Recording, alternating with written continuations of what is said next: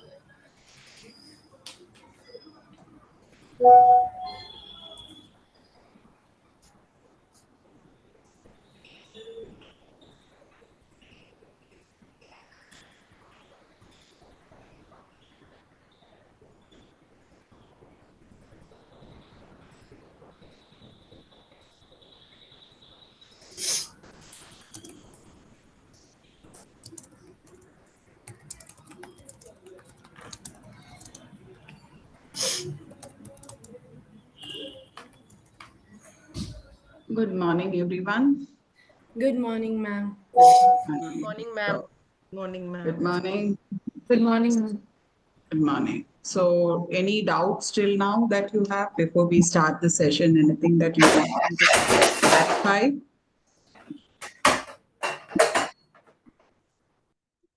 Yeah, anything that you want me to clarify? Anything that you have doubts on? No? Okay. నాది camera పనిచేయట్లా Okay, there is a request actually from one of your mentors that you're not showing your assignments to the mentors because after evaluating, remember, sometimes I will have to contact the mentors to find out whether that is happening because some assignments I can easily understand that it is not gone for mentor review. So please do submit your assignments to the mentors because remember your rework will become less if your mentor goes through it with the module guide. Otherwise, your rework will be more. Okay. So, and another important aspect is please keep your module guide when you're responding to your answers. Remember, there are certain conditions that are given that you will have to, for example, the first question on EOL, that is how people learn. You have to write about the theories, okay? So many of you have concentrated only on the constructivist theory. Okay, that's not correct. You will have to concentrate on all the theories, minimum of 3 theories. You will have to elaborate. You will have to talk about metacognition. You will have to talk about goals. Please read through the initial segment and the key questions. Okay, you will have to tell whether your classes are participatory or acquisition process. And then you will have to talk about the motivation theory, intrinsic, extrinsic. And when you're coming to your assessment paragraph, the first part should contain the answer of how did you feel about assessments during your school days, because that is missing in most of your assessments.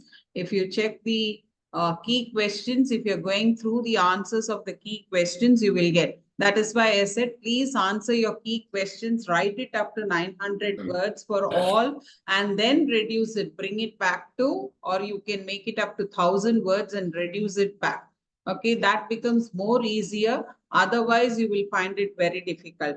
And please do submit your experienced teacher's lesson plan when you are submitting your observation report. Okay. And kindly avoid complicated words. Use very simple language, which is already there in your module guide for easy understanding. Okay, because it should not go in another direction. That's the reason I'm asking you to use the very same words that are used in the module guide. Okay, right.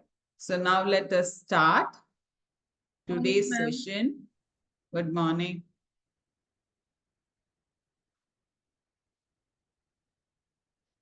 So today's session is the last part the third part of Unit 2, which will be mainly focused on formative assessments. Okay. So before we start today's class and go into the objectives, you will have to tell me, think about the various formative assessments that can be used in class. List in your notebook. Okay. Do not share it now. Okay. Only list it in your notebook. Okay. Which type of formative assessment you use it frequently in your class or peer observed class?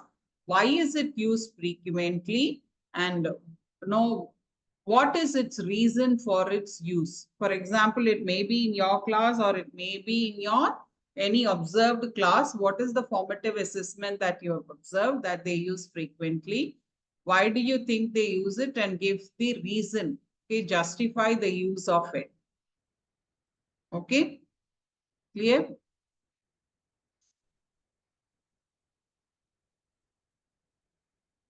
I'll share this in the chat box.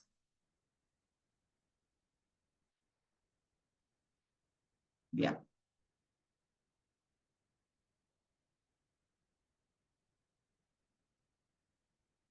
Now remember, you have to tell it from your perspective, and if it's a peer observed class, from the other's perspective also.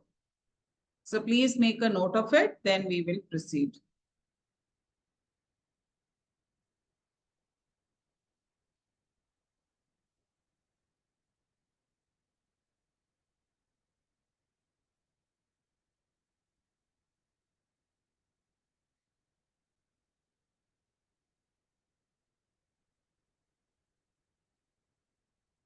Once you've completed, show me a thumbs up. Remember, we'll discuss this later, but now I don't want anyone to discuss.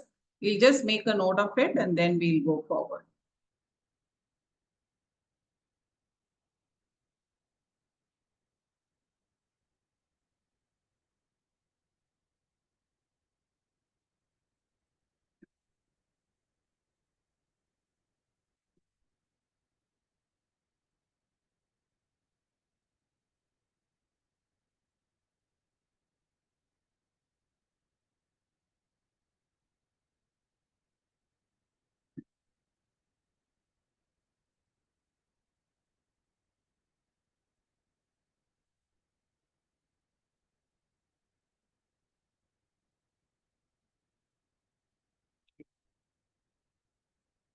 Done?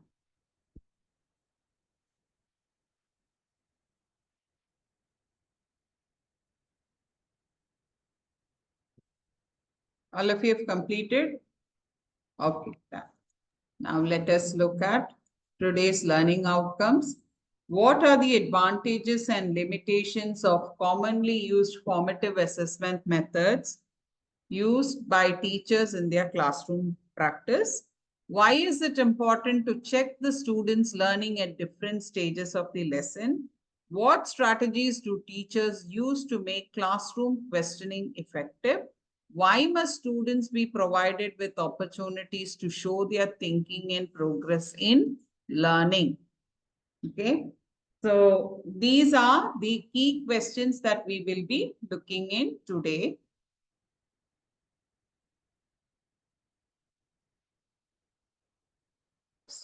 So we are going to start with a group discussion.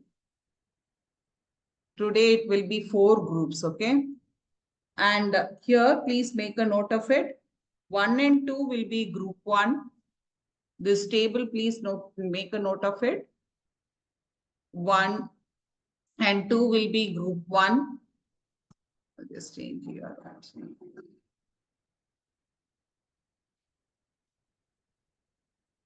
3 and 4 will be group 2.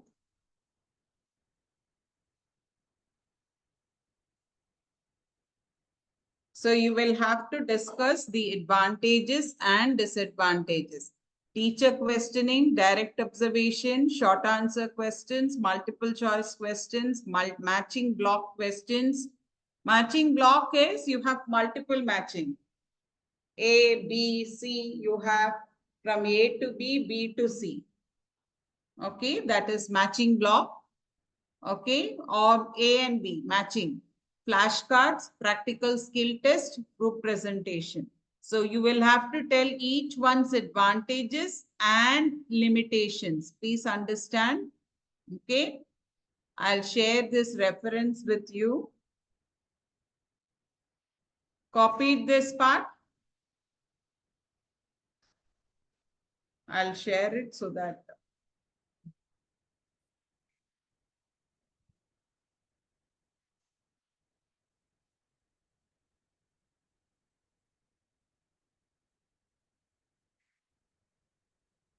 Okay, I'm just dividing into groups. So there will be 4 groups.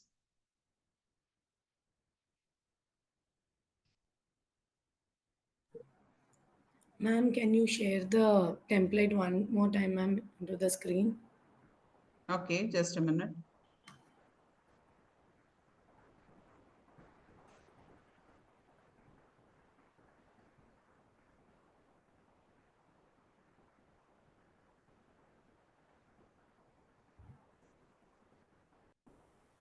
Check if we are able to see the slide. Just a minute, it's loading. Got the slide in the chat box? Oh, yeah.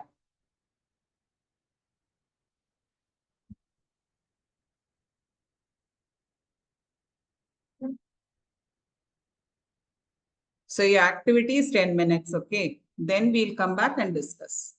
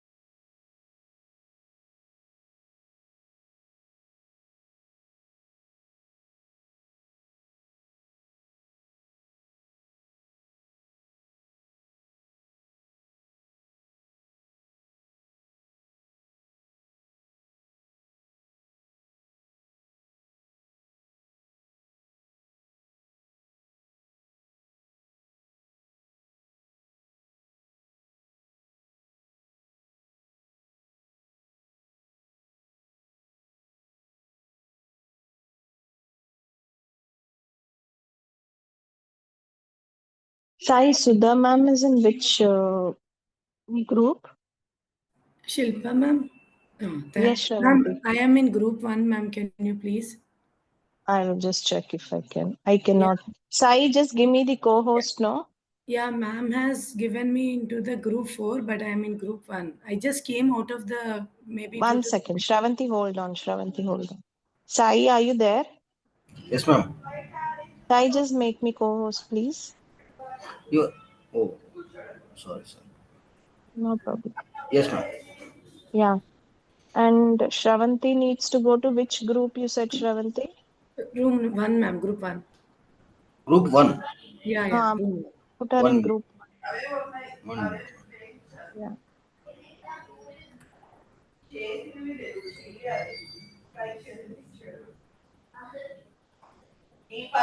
Yes, ma'am.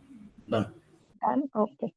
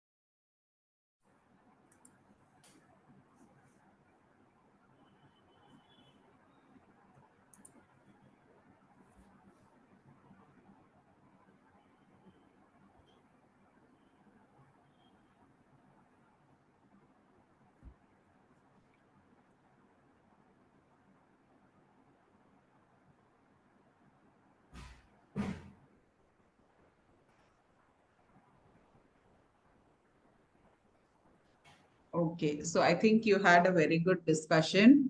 Yes.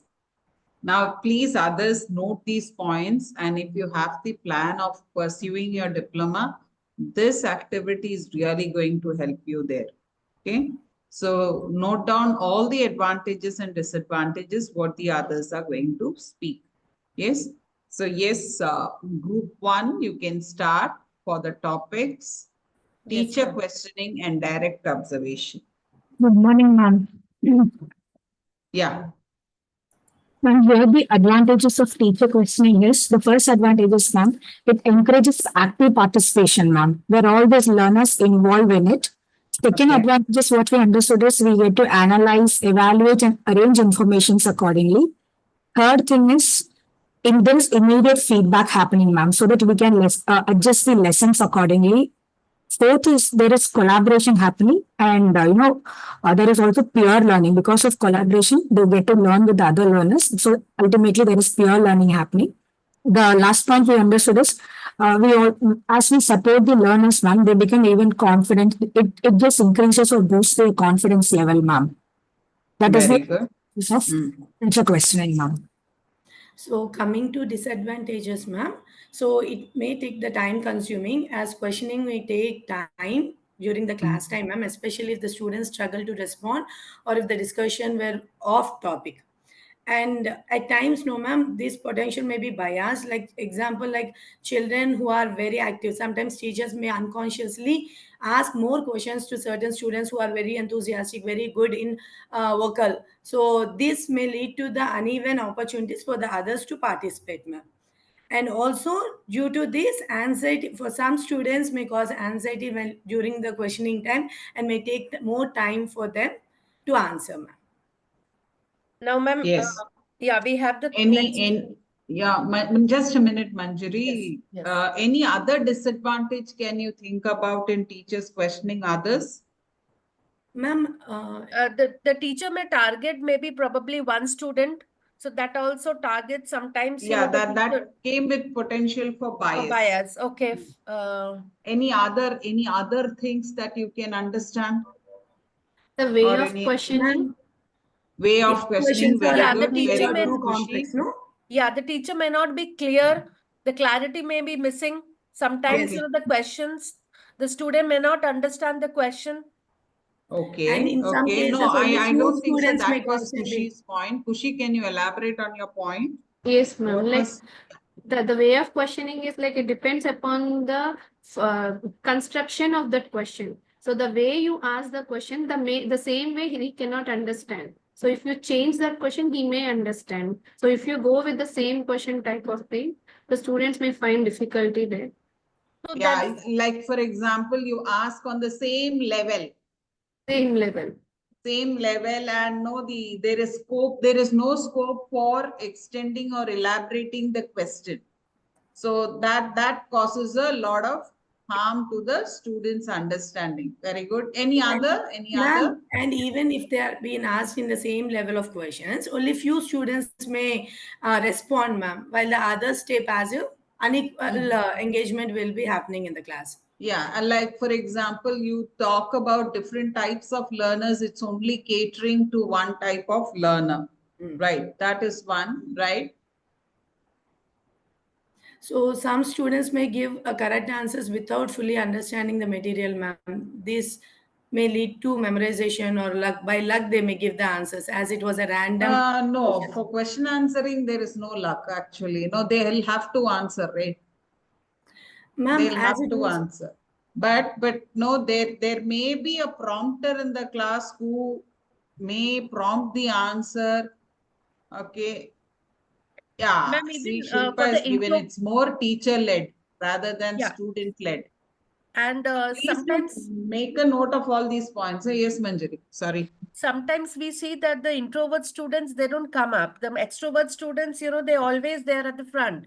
But when it comes to introvert students, they fall back because they're not able to, answer probably. So that also could be one of the reasons. I mean, Very true, very true. Please make a note of these points. You will have to write at least for one or two activities why you preferred that activity and why, what is the disadvantage that you think it has.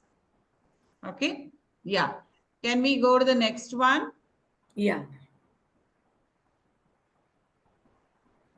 We have the Manjari. direct observation, ma'am, advantages. It gives a comprehensive insight. And next, it's allow the teachers to see how the students apply their knowledge and the skills in real time, which also, in fact, inform the instructional strategies. And it gives promotes individual feedback. And the assessment is very flexible. And it also helps in individual learning and develops the social skills. And next, we have the advantages is captures the nonverbal communication and the social dynamics that may indicate understanding or confusion. And the direct observation also provides a holistic development. Just can you give me 1 minute, because I just had a power fluctuation, so I just went.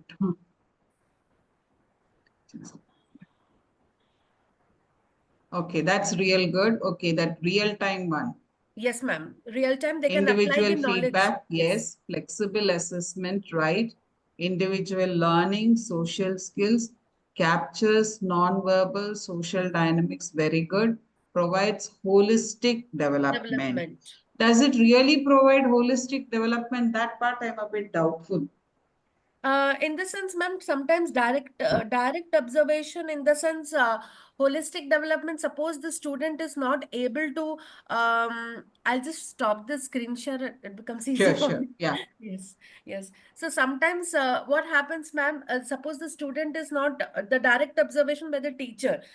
Suppose the student is not able to understand a particular concept is the or particular concept. Probably the teacher can understand where the student. Or also, I'll give you an example. In my class, there's one student who is very introvert. I mean, who generally doesn't come up. So my observation, I have seen that the student doesn't come up because somehow the students feel intimidated by the other students. So that's my direct observation. So I have helped the student slowly to come out.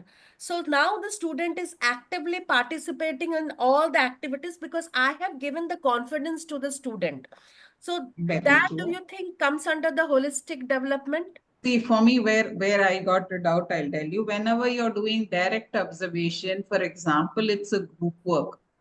Okay. Now, the group dynamics is different. One child may be active in the group. Now, but maybe he's not actually participating, he's only managing the group. Okay. That also happens, right? So in that case, where exactly is the learning happening? He's just sitting and say, okay, you next. Now your turn is over, you next. Now you next. This is going to happen in the group dynamics also. Group, yes, yes. So when Probably I'm observing, for me, he's an active child. he's an active child, correct. But exam wise, the same question comes, he doesn't give the answer. So where is that learning gone? That question will come. Okay, okay, fine, ma'am. So, Yeah. fine, ma'am. So we'll just look into this part, ma'am. Fine. Yeah. Yes, ma'am. Sure. Yeah. Yeah.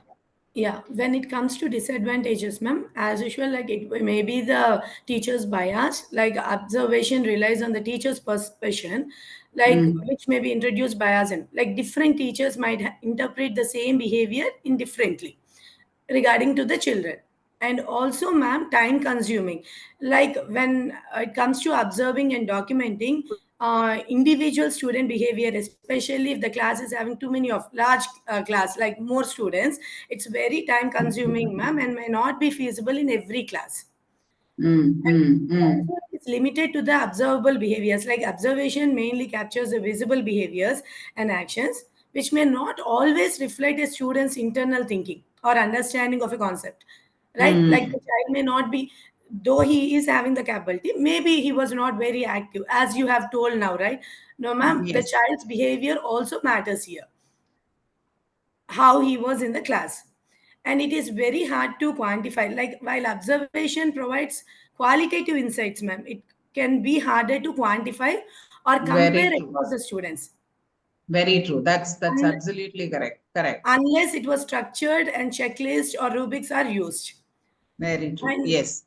And also it misses some students. Like in a busy classroom, it may be challenging for the teacher, ma'am, to observe every student equally, leading to the missed opportunities for few students or who are less active learners.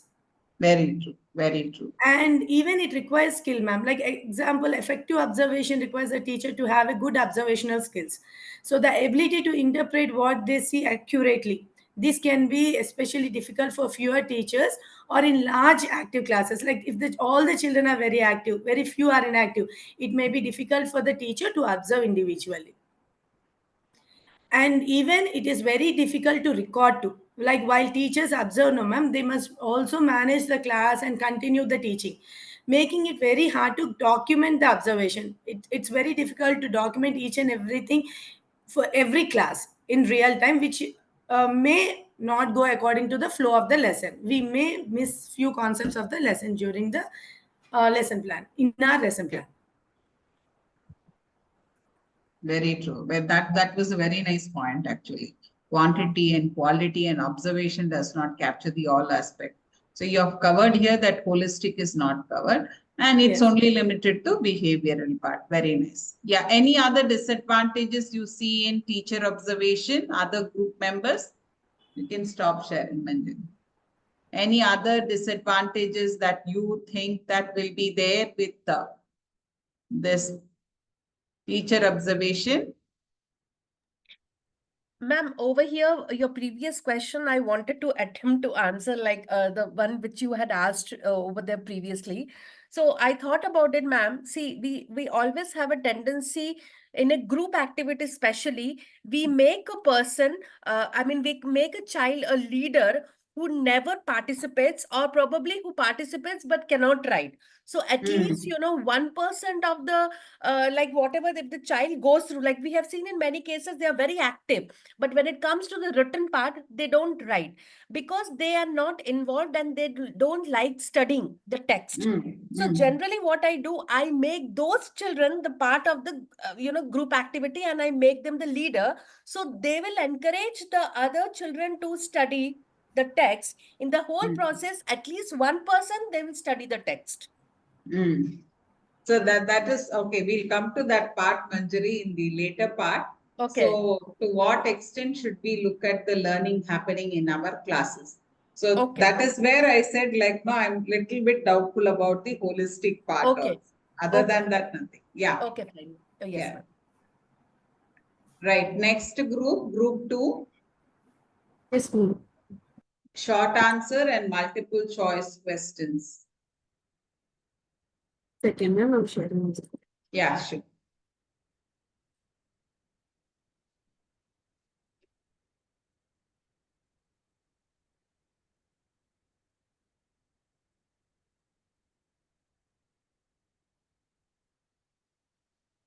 So for us, for the top, like this short answer questions,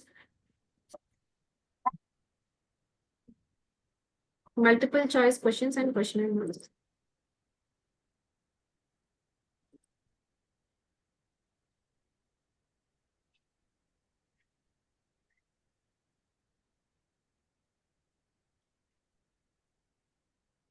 Not now. So the first I'll talk about the multiple choice advantages, ma'am. So it is easy to answer for the students, for like the one who studies well and the one who will face difficulty. Both of them, it is easy to answer because it is only one. And for some people, it motivates very nicely because they will no need to work hard. They feel like that, like multiple choice questions is like easy to answer. They have that in their mind that it will be easy to answer. Just click an up arrow. Yeah. Yeah, and the similar, like if the options, it depends upon some of the, like even though you have observed, like when the paragraph is given with multiple choice questions, they will answer very easily, ma'am. But when there is given as a sentence answer for unseen paragraph also, they feel like it is difficult. So here, when options are given, it is easy for them to just correlate with the paragraph also. And when the options are given, sometimes when the options given increases their thinking skills, like they can think wisely when they are answering that question. And efficiency comes like in 30 minutes we can cover most of the topics, ma'am. Like in 10 minutes also we can cover most of the topics. But when writing part gives, we will not cover most of the topics there. So in Very MCQs, it is a good, like it is an advantage where we can cover more topics. And in within less time, the students will complete it in the same way. And it is easy to correct so that we can give our immediate feedback. If we use any Kahoot kind of thing or Google that Forms. form Google Forms and all, it is easy to correct, and also students will enjoy doing that, where learning will also happen. It is like a fun learning because there it is easy. Even in live worksheets also, if it is there any MCQs, it is easy for them to answer them rather than the typing and so these are the advantages, ma'am. My teachers Coming will. to coming to the disadvantages, ma'am, like if it is a written test like MCQ, it's a, mostly MCQs will have a written test. We will give a form and we'll ask them to complete. So children will try to manipulate. They will try to copy without reading the question itself. They will try to copy from the others. And some children, instead of thinking, they will guess the answer and they will write. They will take it casually instead of taking it as a exam and writing. Or if it is a formative assessment also within the class it is happening, they won't get that seriousness, so they will try to guess the answers and they will write. And if teacher is asking orally also, they will try to, if four options are there, it will be easy for them to pick one instead of finding out the answer and thinking the answer and telling. It will become easy for them. So sometimes it hinders their thinking levels also. And if there is a multiple choice, the testing is always done through MCQs, then it hinders their writing skills. So if anything they want to write, suppose if it is a 2 mark questions in examinations, like every time there won't be MCQs. It will be some 2 marks, 3 marks also. So every time if we are assessing only through MCQ questions, they won't be able to frame the sentences. If they are framing also, they won't apply the key terms in that, which gives mark for them for that particular question. And these questions can decrease their thinking and as well as problem solving skills and analytical reasoning also. If there is a reasoning questions, they will think and they will write the reason for that. There will be more chance of improving critical thinking skills in that. But in MCQs, like it will be there will be a lack of these skills, ma'am. So these are the limitations for MCQs. Okay. Okay. So, Any other limitations can you think of? Can I, ma'am? May I? Yeah, sure, sure. Yeah, so ma'am, I want to add over here one advantage in MCQs. Until unless the child is very clear with the concept, they cannot answer. Always guessing work doesn't work. So the clarity of the concept is very much essential over here, advantage. And one disadvantage is if the clarity is not there, then they lose out on marks very easily. Like in subjective, if you say at least if they write something, they may get, half or 1 mark. But over here, if they do not know the answer, then it's completely gone. So sometimes it may demotivate the student. Very good. Okay. Yes. Any other? Any other? Sometimes when they we get confused with the choices also, ma'am.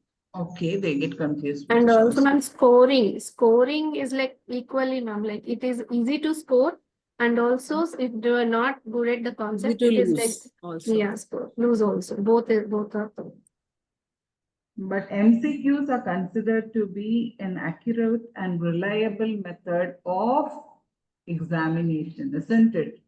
So why do you think it's an accurate or a reliable source of or means of conducting an examination or an assessment?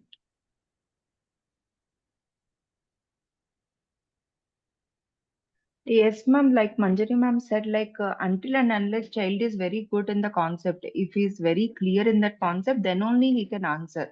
So the teacher can be able to know whether his understanding level is up to the mark or not, or any misconception is there. She can understand and she can clear there. So when there is a Okay. confusion means maybe the child didn't understand properly. So there will be a chance for clearing the misconceptions. And it's also So it can measurable, be. ma'am. It's Hmm. measurable.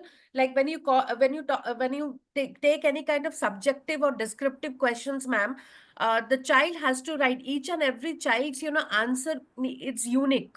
You may not find the same answer, but when it comes to the MCQ, the answers, if the Have child is not able to understand the concept, obviously the child will not be able to answer. very And true. all the Yeah, answers that are, yes, same.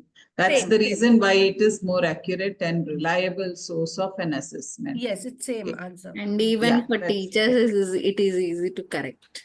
yeah. It's as she rightly said, no, Kahoot or live worksheets or Google Form you use, no, you need not even do the correction. It Yes, takes it very automatically less time. gives you the and no, as the first group said, there is a lot of record, no, that maintenance happens when it comes to observation and it's very cumbersome. But in this case, it is more easy for maintaining records. You get your data directly for your analysis. Okay. Yeah. Short answer questions. Yes, ma'am. So according to short answer questions, here we can check the depth of understanding of the students by posing the questions. And even the short answer questions also can be asked in such a way that, a diagram can also be asked to draw, or even a graph can also be asked to plot. So always it won't even check the spelling, or, those students who are having the problem in giving the correct spellings. Even for them, the choices are like you can draw the diagram, or you can even give the graph or plot it, or those kind of questions again enhances their boost up their confidence also. And the next point is partial credit. So even out of 4 sentences or 3 sentences, if that particular keyword comes, there are a lot of chances for the students to score partial marks out of given marks, and reduces guessing. So he have to so this checks really their depth of understanding. The child cannot guess the answers and cannot write it. If he is guessing and writing, of course this will go wrong. So he have to take a concept and he have to write it. And it provides us the enhanced feedback of a child understanding, and fosters the critical thinking. And even the kind of questions that what we can ask, even we can relate to the real world applications, and we can assess the child accordingly over there. So these are the advantages of short answer. Very true. Yes, ma'am. I'll go with the limitations of short answer questions, ma'am. First point, it is time consuming. Comparatively, if we go with few other types of assessment, short answer questioning, writing part especially is time consuming.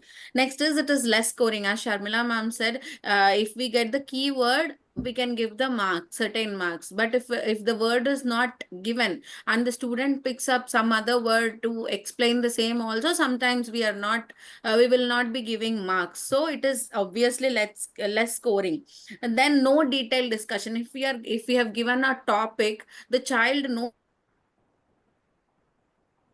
only for 1 mark. The child cannot give. There are chances that main sentence or the concept can be missed there. So no detailed discussion will be done in the short answer questions, ma'am. No immediate feedback can also be given, because we have to correct. Even if it is oral also, short answer questions, it takes time to give the feedback. So no timely Yep. feedback or immediate feedback will be there, ma'am. Then the main part is it is stressful for both teachers and children. Students will be going through a lot of stress, because it's not like one answer question. They have to speak out something. Formation of sentences using the correct words is more important, wherein the child may get anxious in answering. And next point is response variability, ma'am. The children, see, when we explain the concept will be reaching the children in different ways. So here, we will be thinking of one point where, okay, this if I get, I'll give the marks. But we'll be finding various types of answers in the answer scripts. So response variability, sometimes it is advantages and disadvantages also. And lack of engagement. Few children we will be seeing in the class, if they are not I mean, if they can't form the sentences, or they are lacking in spelling, writing and all, they'll be sitting silently. Lack of engagement. For whole of the 20 minutes or 10 minutes, they'll not be engaged in any other way. Yes, ma'am. These are the points, limitations for the short answer questions, ma'am. Very nice, actually. You've given a very broad this one for the disadvantages. Okay, but in advantages, you can add creative thinking because you told that creative thinking, problem solving can also be added along with critical thinking. That you have told it, but just add this. Okay, yeah, it's nice. Any other disadvantages others felt? No. Okay. So let us move on to the next Bias group. also we can add, ma'am. What is it? Bias. Some. Yeah, bias can be added. Yes. Next, group 3, matching block questions and flashcards.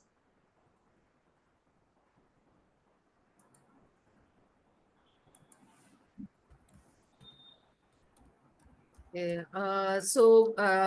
This is about like matching blocks where we give different variables of blocks and the students have to match. Like through the disadvantages, I'll be like explaining that. Like the amount of course material covered is wide because we give in a particular block many variables which are in sequence, and the student has to think of all the variables in the block. Suppose we give two blocks to choose which block is correct. So the student has to go through all the variables and then click the right choice. So the amount of course material that can be covered through these block selections are wide. So it's an advantage. Now, if we have to test just the objective knowledge of the student, this is a very good method because we give only the points of the concept and the student has to go through that and make the right choice. And it is also like advantageous where we have facts. For example, we give a sequence like historical events took place, these dates. This date it started, this date such a thing happened, then again what were the consequences, what were the revolt, how were when did the revolt start. So when we have facts, or for example in physical, if we take physics and we say that for example energy, take the chapter on energy. So how is energy first produced, how it is utilized, and what are the aspects we have to keep for conservation of energy. We give it as a sequence. And then the next one in a wrong sequence or wrong way. So the student goes through both and then chooses the right one. So in sequencing also this becomes advantageous.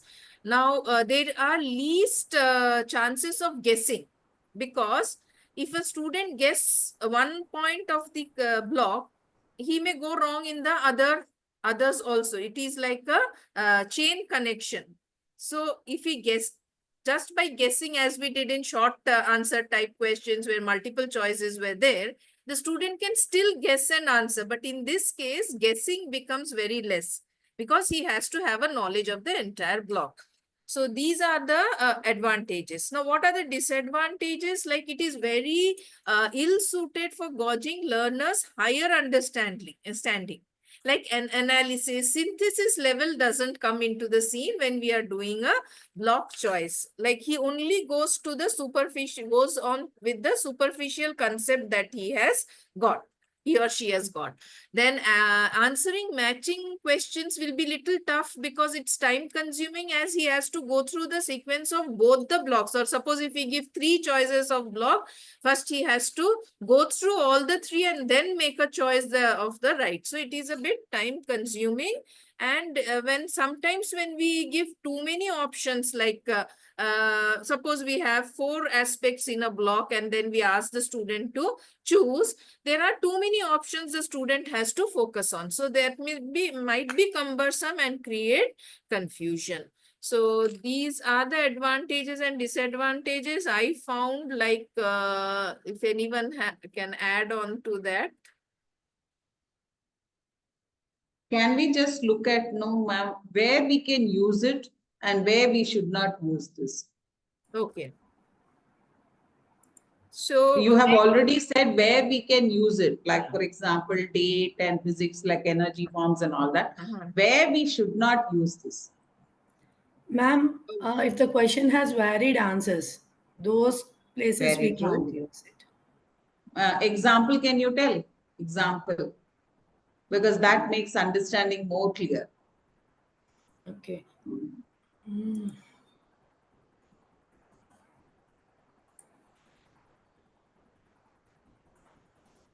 we cannot Like- use it. Okay, you say. Shavanti ma, you say.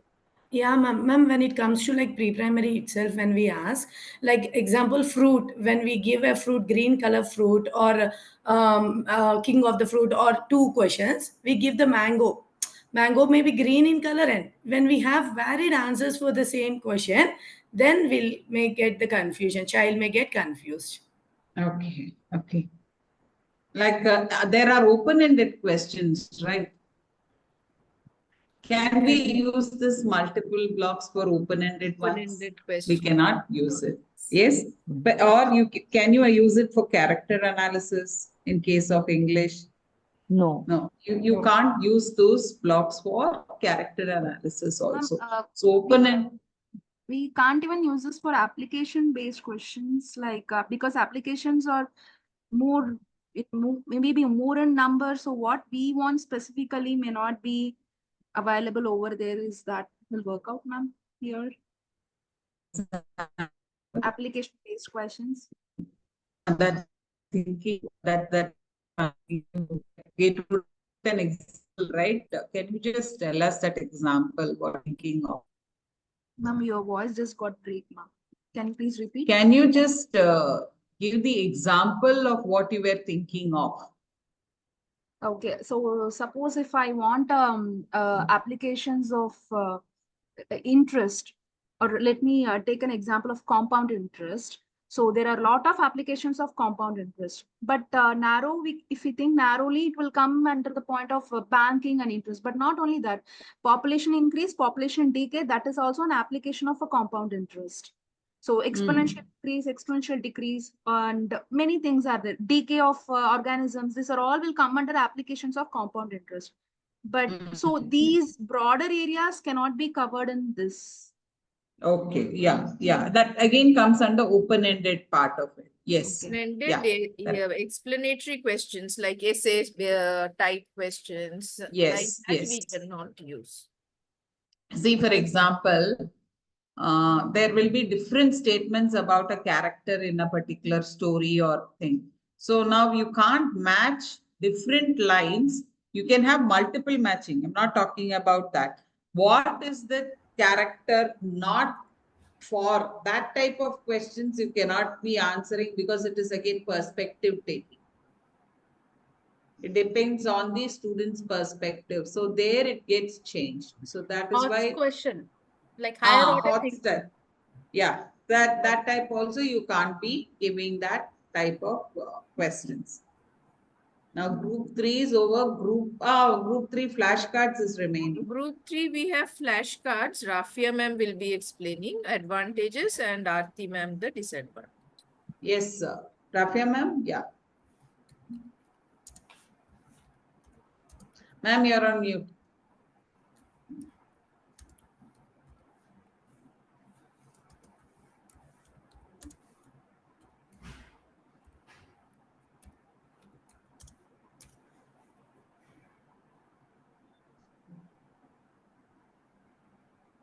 Yes, ma'am. Ma'am, is my screen visible here? Yeah, yes. No, screen is not visible, but you're audible. I'm just sharing the screen here, ma'am.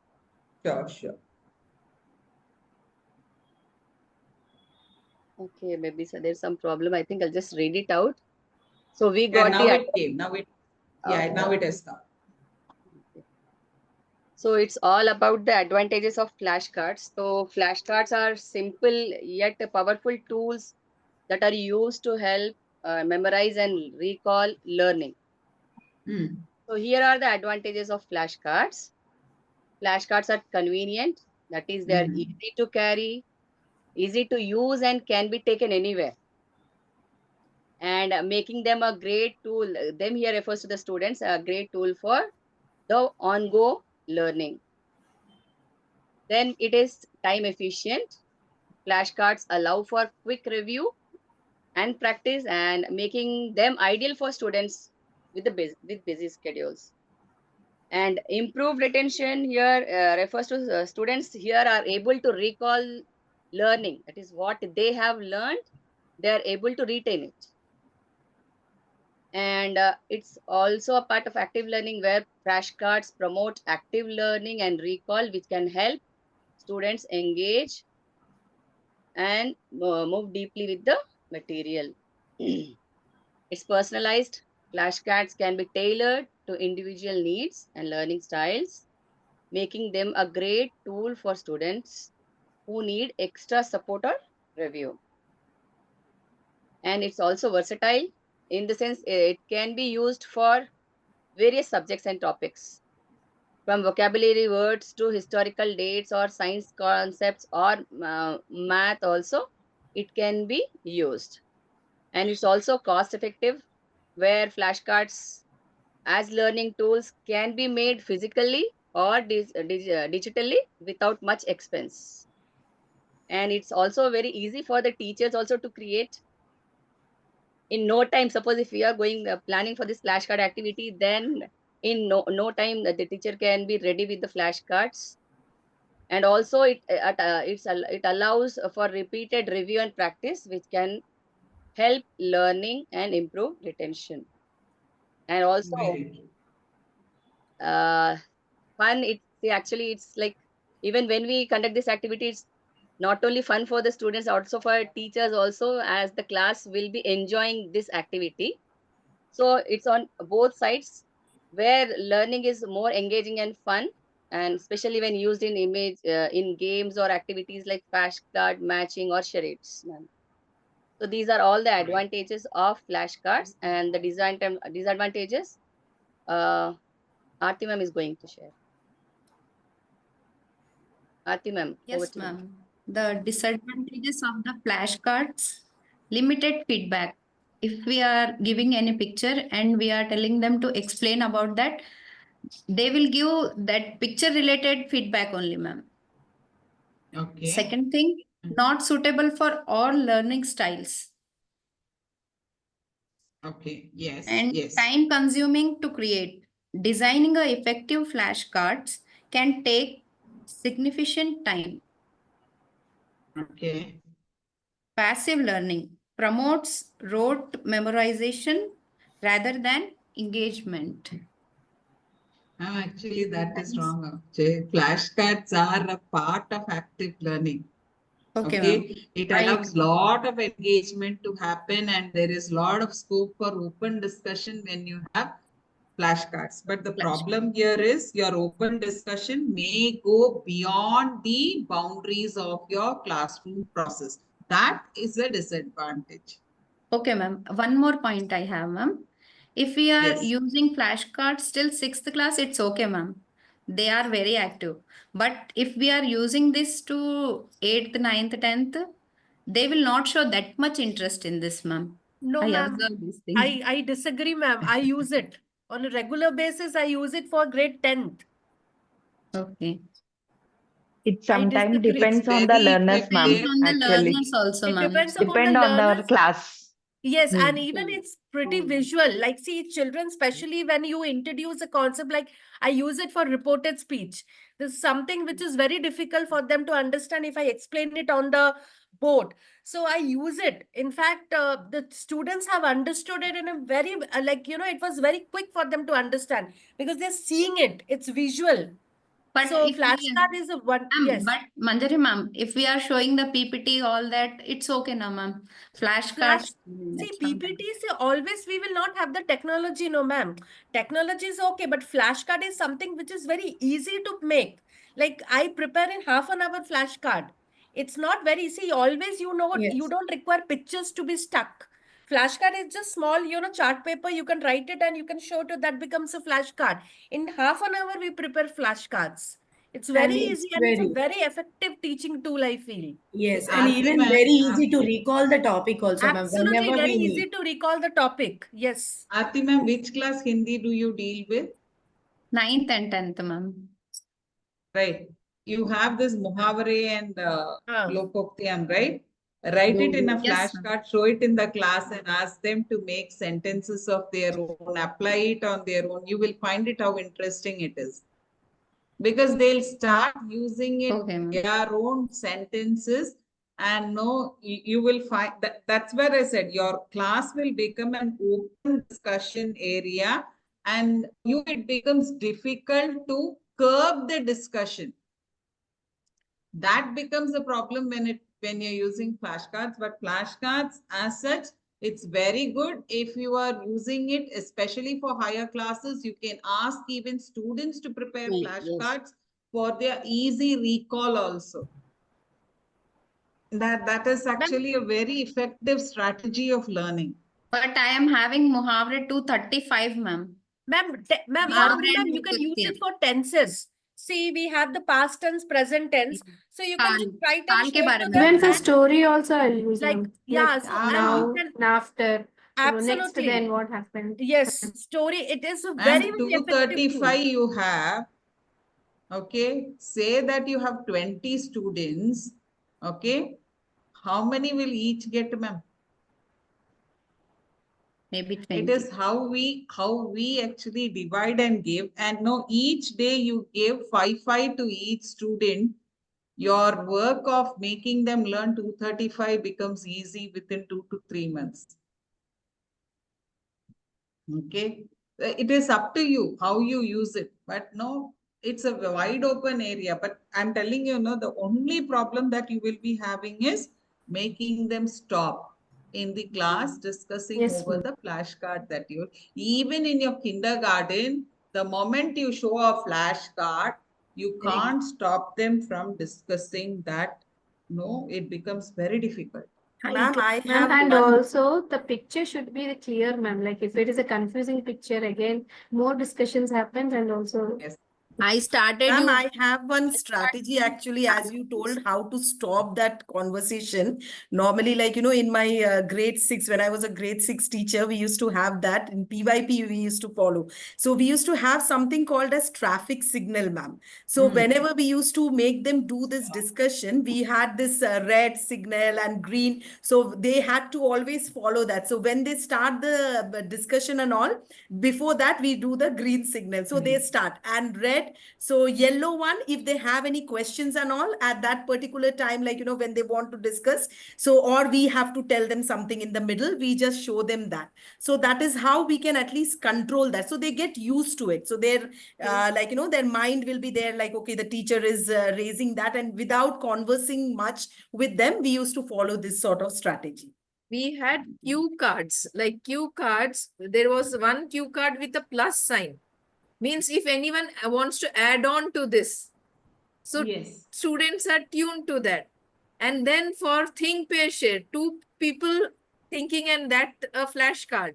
Group discussion. For everything we had a flashcard, and students were very much comfortable. As soon as they saw that, they used to get the instruction without the teacher talking. And one more aspect is disadvantages. Teacher has to be creative. Yes. The reason, like just now Kushi said, Clear also, story ma'am. building. You need to know which keyword to give, which picture to show, so that your story connects and builds. That creativity must be with the teacher. And also we should guide them, and when showing after we show the flashcard, we need to tell like what, in which perspective the child has to answer. So child may have in different perspectives of answering this. So what we expect, then we should give the guidance for them and then expect the answer from them. Ma'am, I would like to add, if the instructions are clear in the beginning, then whatever, if you want to make them, okay, this point to this point you have to discuss, then stop, then again. So what you have to discuss, if the instructions are clear, then it is easy for them to maintain the same. Very true, very true. Aarti, you got the disadvantage now? Yes, ma'am, I got. Yeah, so a disadvantage, you will have to connect these. Instructions have to be proper, teacher has to be creative and should have a proper timeline for discussion. Okay. The cue cards or flashcards must appropriate the content that is presented, to be presented. Yes, Manjari. Ma'am, I want to, it's not about flashcard. Actually, with grade 10th, I did this activity and I gave them marks also. It was part of formative assessment. We remember, ma'am, Ludo we had and Snake and Ladder. Yes. So with the tenses topic, I have asked them to create a Ludo game. And the grade 10 students, they loved it. And the way they created, ma'am, I was awestruck. I never imagined they could come up with like Snake and Ladder tenses game. And I even did the it with articles. That yes, was also and good. yeah, we did She even also mono. makes very creative passive boards, ma'am, outside her class. Like with certain things, and we keep a record of it. They are wonderfully done by Kushi. Each class has a board outside for passive learning. And I remember a few of hers, like she had done, very much representative of the whole concept of the month. Very true. Very, very nice. Very nice. I even like this Manjari's idea of Ludo game for tenses. It was very, like, no, we can use it in our own classes also. Yes, We ma'am. can use it. Even they did for like Monopoly, those card games we have, no, ma'am. Grade 10 Yeah. students have created. In fact, I just gave them one. I told them you create in a form of a Ludo. But they came up with many board activities, in fact, grade 10 students. So it was lovely to see, and we gave them marks also. It was very good to see them, in fact, so creative. Very nice. Very nice. Now, can we move on to practical skill test? Group 4. Yes, ma'am. I'll just put this. Yeah. Share. Please make a note of it.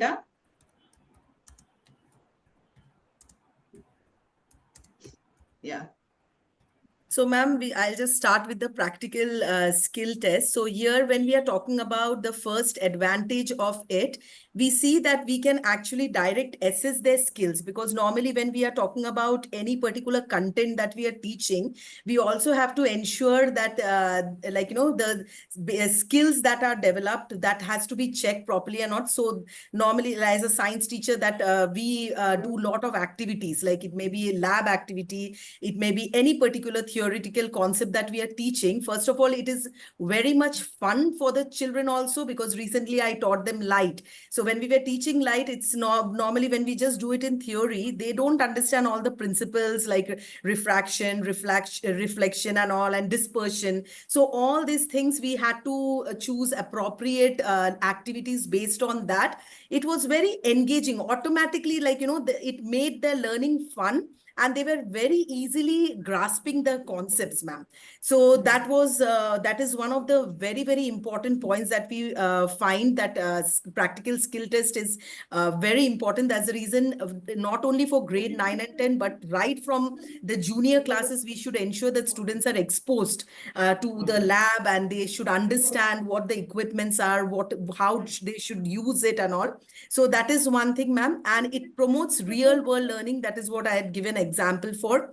So just theoretical matters, when we just test, and when we test that, when along with the practical knowledge, we will see that practical knowledge helps the children to retain whatever they are learning. So they will not forget, and it gives them hands-on experience. That's the reason we are coming up with not only lab things, but we have this butterfly field kits, as well as in social, they do map pointing. So these all are related with each and every subject. So when we are teaching a concept in math, they learn about shapes. So we have the particular required those sort of things which will actually help them, tools which will help them to learn it better, ma'am.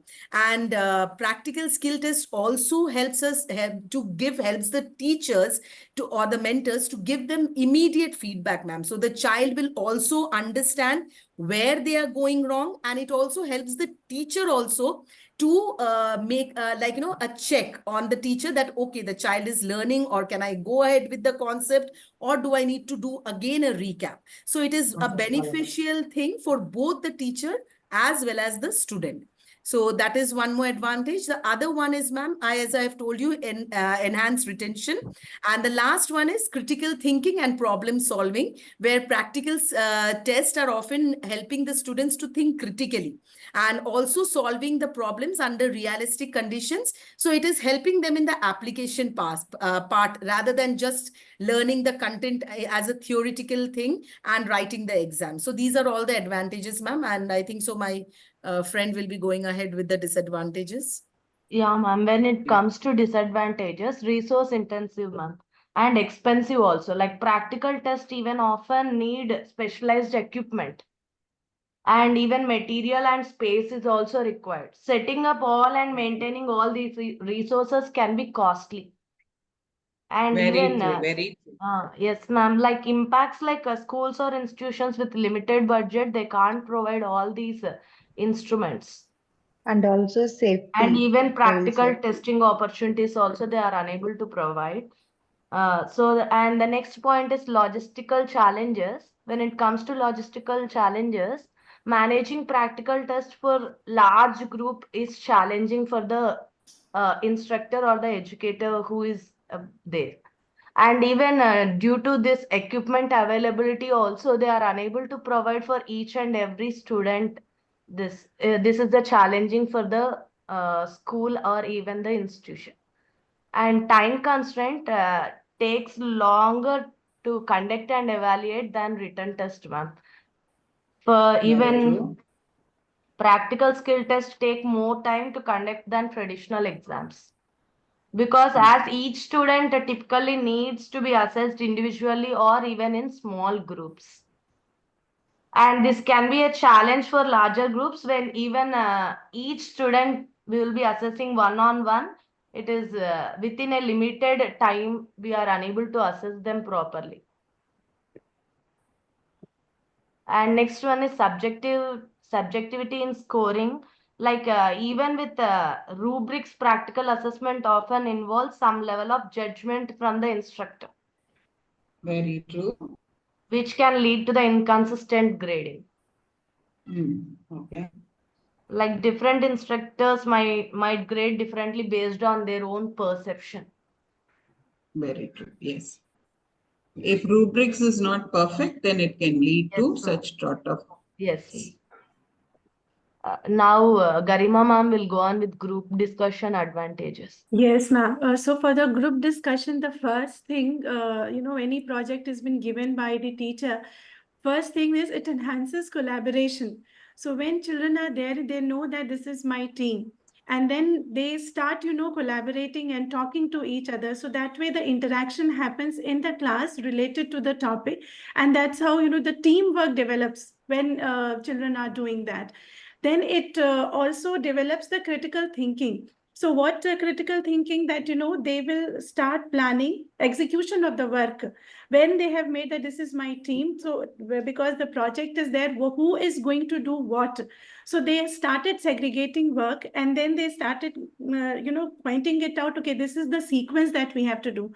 So they start learning about the teamwork. They start learning about how to execute it. And then they start learning about the how to sequence it before giving the presentation. Then it develops their confidence also because they have to present it. So that also sometimes only one person or two people are only talking. So if the teamwork is there, then they will divide the work and they all will get a chance to speak and present. So that way it builds up their confidence also.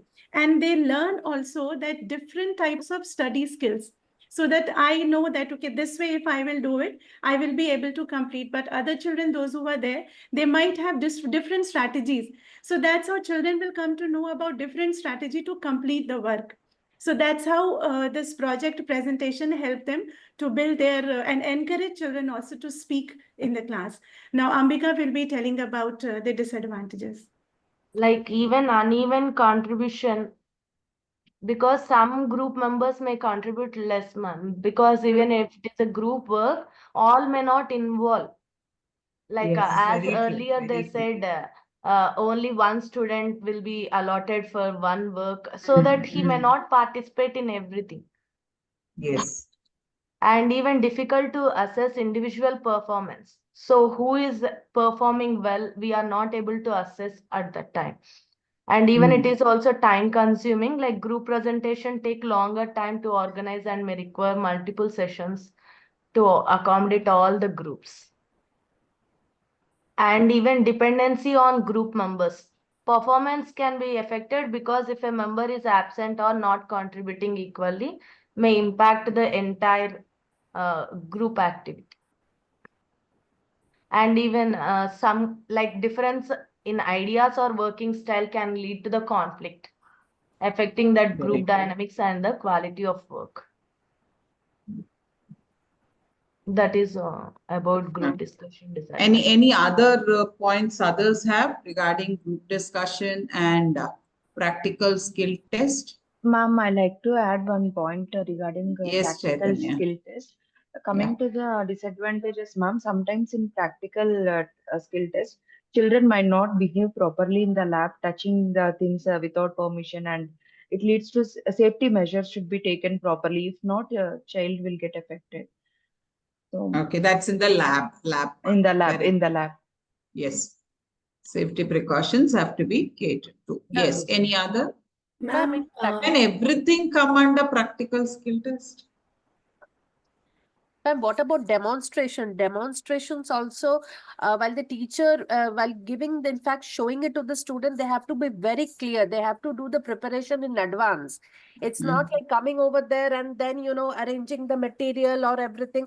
It has to be planned in advance so that the time is not being, wasted. Because but also, so the teacher has to be well prepared. Very true. Now, my question is, can all topics be conducted under practical skill test? Yes, which you can conduct, which is that you can't conduct. Ma'am, Role few I play. don't think so can be conducted as a practical skill test, ma'am. Few concepts. Ma'am? Ma'am, few concepts I don't think so we can do it as a practical. like math, ma'am. Okay, math. What you Evaluation. can't conduct? Huh? So only assessing the competition skills without evaluating the understanding, concept understanding, no ma'am. It will be limited, right, in assessment regarding to the math. I didn't still get you. Which one you're quoting as an example? So mathematics, ma'am, like practically, like unless and until they are able to evaluate the concept, understanding, they can't be done with the practical way, right? So no, here, it can be done. It can be done. That can be done. For example, I want to construct a house. Okay. Now, after construction, I can ask, no, why is this house standing? Why is this house not standing? Find out what is the difference. Know the angles and know what ratio it will stand. All that can be done. It gives a better conceptual understanding. But there are areas that you can't do practical skill test. Yes. Ma'am, in bio also there are some concepts, ma'am, where you can't conduct practical skill test. We have to explain. Yes. Now there are areas, for example, those are microscopic and macroscopic. Can we do? No. We can't do practical skill test there. For example, in atomic theory, you want to prove something, you can't do practical skill test there. Balancing of equations, all those things we have to explain. We have to do it in theory. So it is not applicable for all concepts. That becomes a disadvantage when it comes to practical skill test. It is not. Similarly, your growth of a seed, you can't do it in one day. Within that 40 minutes time period. Certain things require a lot of time, which is beyond the classroom scenario. So that also should be included in your disadvantages. Okay. I'm giving you a list of resources which you can just go through. Now it's 10:54. We will come back at 11:05. So 10 minutes I'm giving you break. Remember, this is only one breaker, so no more break. So whatever you want, do it in this 10 minutes break and come. You can also browse through these resources for advantages and disadvantages. It will be shared in the PPT with all of you. Okay? Yeah. Ma'am, in these you have shared, right? No, ma'am. But only the first four sites can be opened. The other We are not able to open it, ma'am. Check it out. Check it out. I'll also Yeah, check yeah. it out. Yeah, ma'am, I will.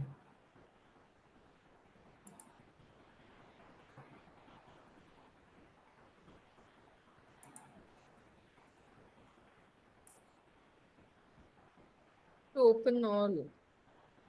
Here we could, ma'am, but We are able to open all. yeah, here we could. But ma'am has sent in the resources e-content, right?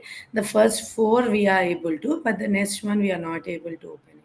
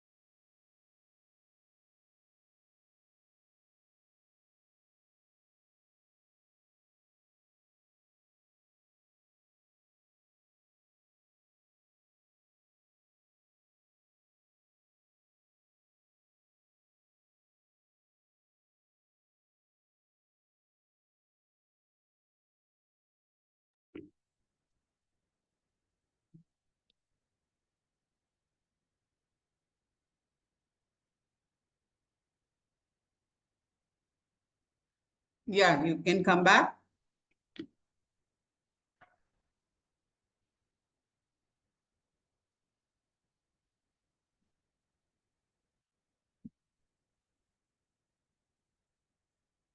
Were you able to browse the documents?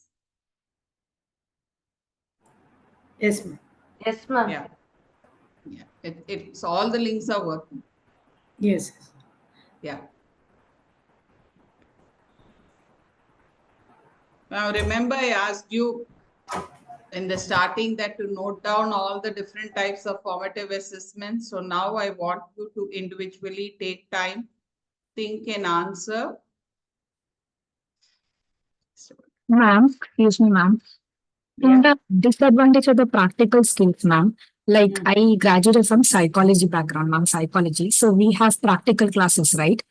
During the first semester, odd semesters, we can get our friends as subjects. So it was very fine, ma'am. In the event semesters, they provide the subjects. They provide, ma'am. So that time, all of us, we were all putting a lot of stress, ma'am. We were under stress. Can that be also under this disadvantages, ma'am? Yes, that is like for higher classes. Yes. Yeah. When we were student, look, we don't expect anyone. It can be I mean, it can be about someone around 60, 65. We usually don't work with them. We never did any practical classes as such. So it was a lot of pressure on us, ma'am, those days during But the. remember, yeah, that you can take it as a disadvantage at your level. Yes, But ma'am. when you're talking about your students, you have to consider the age group for the disadvantage. Correct. That's the only aspect here. But yes, that is also a major disadvantage, especially for the medical students Yes, also. ma'am. Yeah. Thank you, ma'am. Yeah. Ma'am, it's Yeah. regarding MCQ advantage. Nowadays, all entrance examinations are also they're conducting in MCQ mode. So can we write preparing students for future ready or something like that as an advantage? That is why I said accuracy and reliability. That part I added for that because the result is more accurate and reliable. The exam's assessment is on MCQ level. Okay. I have this doubt also in lower secondary mathematics. So why they are not including MCQs in this either lower secondary or in IGCSE mathematics? I have this doubt because it is literally kind of preparing the students for future. Either it is IIT or engineering or NEET or anywhere, anyway. Why they are not including the MCQs in? I think you will have to ask Cambridge that. And as far as I know, the objectives are not matching. Whatever is the learning outcome that Cambridge has mapped, the assessment is also mapped for that. So when it is not an objective based, no theory learning, your assessment will not become MCQ. Okay. Thank you.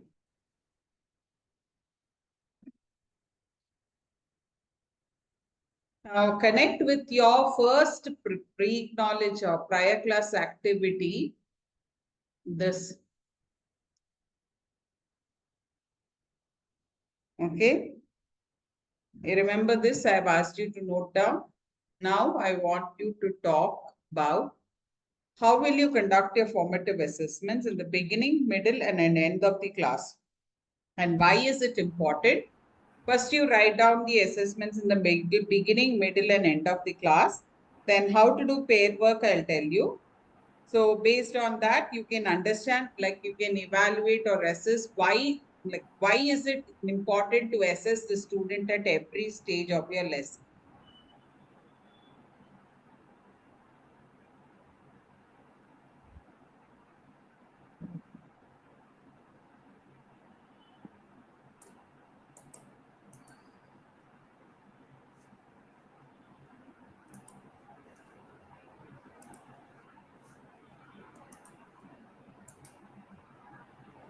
What sort of assessments do you think you will have in the beginning, middle, and end of the lesson?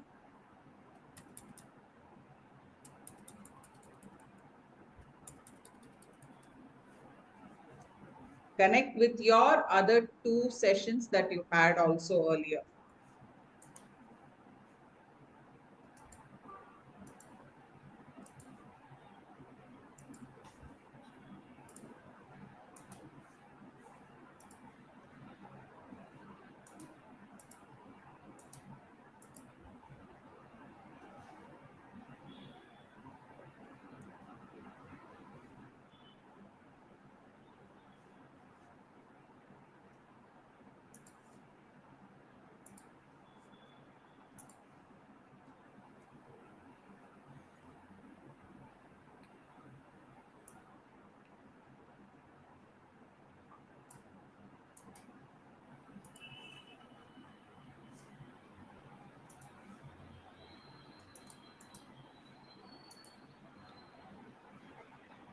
Yeah, anyone is ready?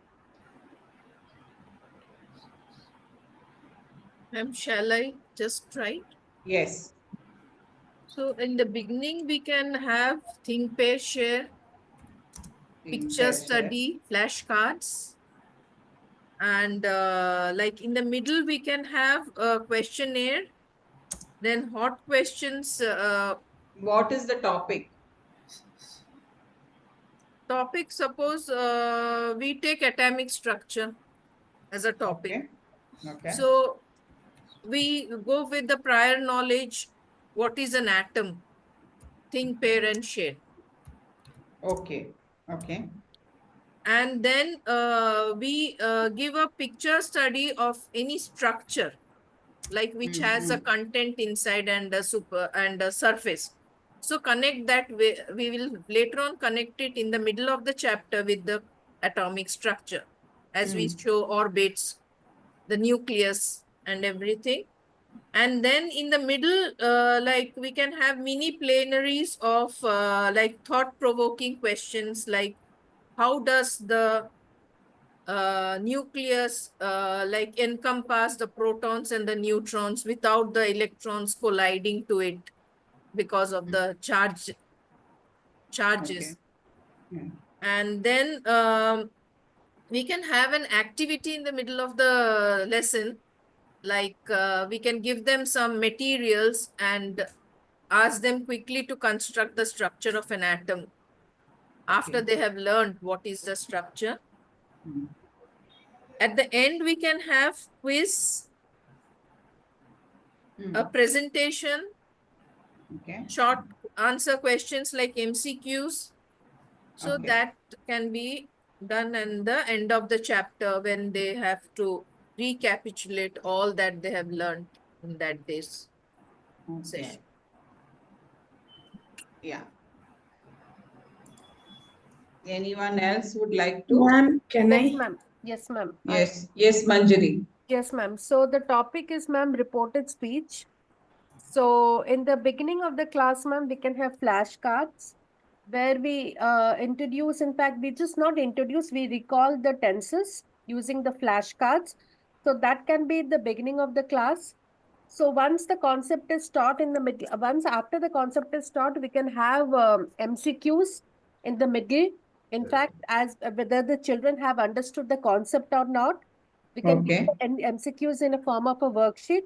And after that, we can have, we can end the class with the end of the concept. Maybe we can ask them to prepare any kind of an activity or a game, as I mentioned earlier, ma'am, board game. So this can be the form of the, this can be the flow of the entire assessment. Okay. Okay. Okay. Anyone else would like to? Ma'am, Yeah. ma'am, may I? Think Alicia has raised her hand. I don't know who's speaking. Yeah, Alicia. Ma'am, shall I speak? Yes, yes, ma'am. Yes. So I have taught the topic, one story, ma'am, Hansel and Gretel. So I'll be telling about this. So what I did in the middle, in the beginning of the story is I took this activity of matching blocks. Actually, I came to know this terminology now, but we did this in the class. So matching blocks, I asked them to match which is the setting, which is the title, and which is the description, which is the introduction and all.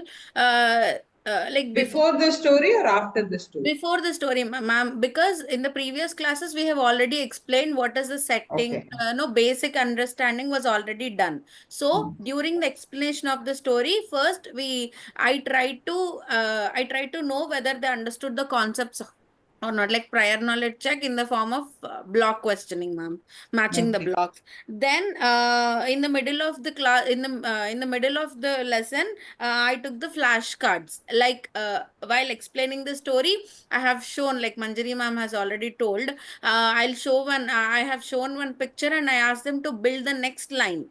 Then I used to say whether it is right or not, a few guesses and all. It happened for, for few minutes, ma'am. That is how we completed a little bit of story for that class.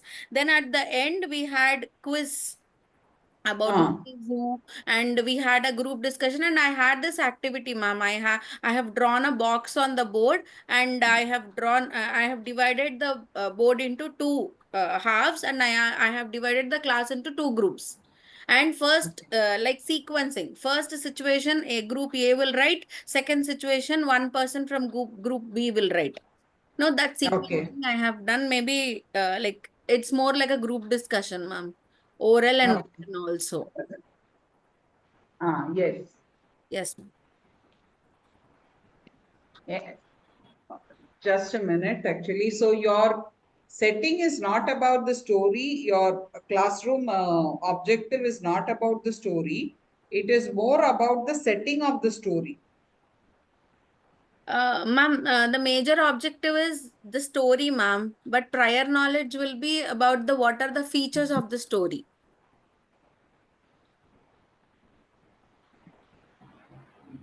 Okay, prior knowledge, if it is features of the story, how is the story connecting to that? They have to identify whether all the features have been fulfilled in the story or not.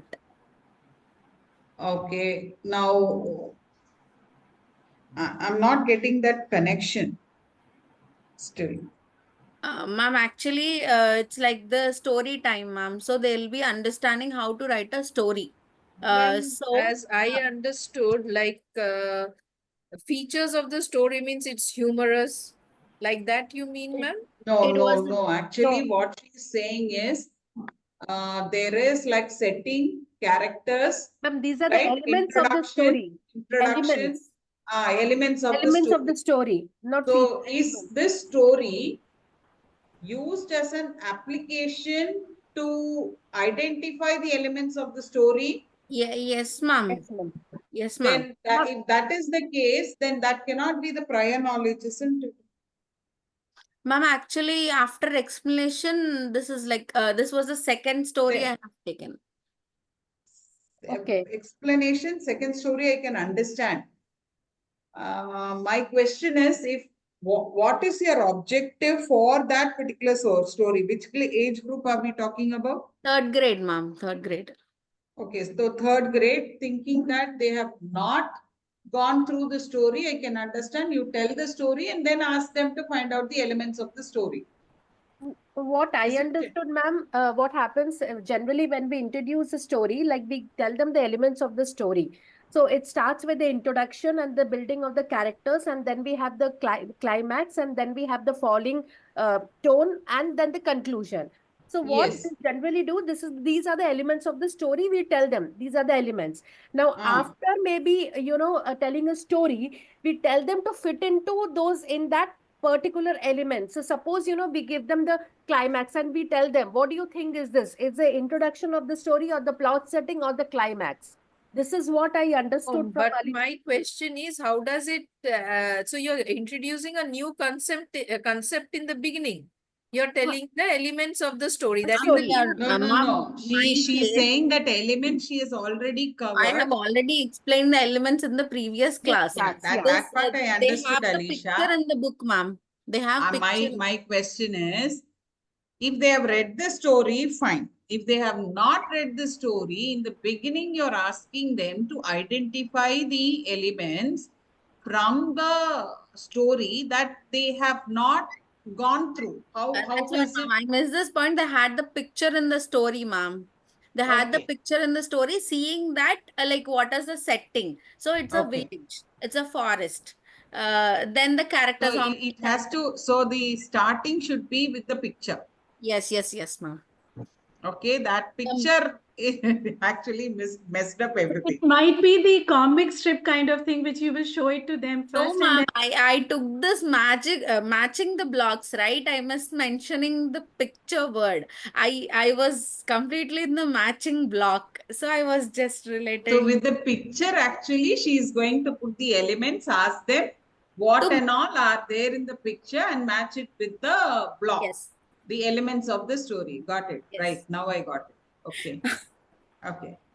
Right. So that becomes your beginning. In the middle will be the story. At end of the lesson will be.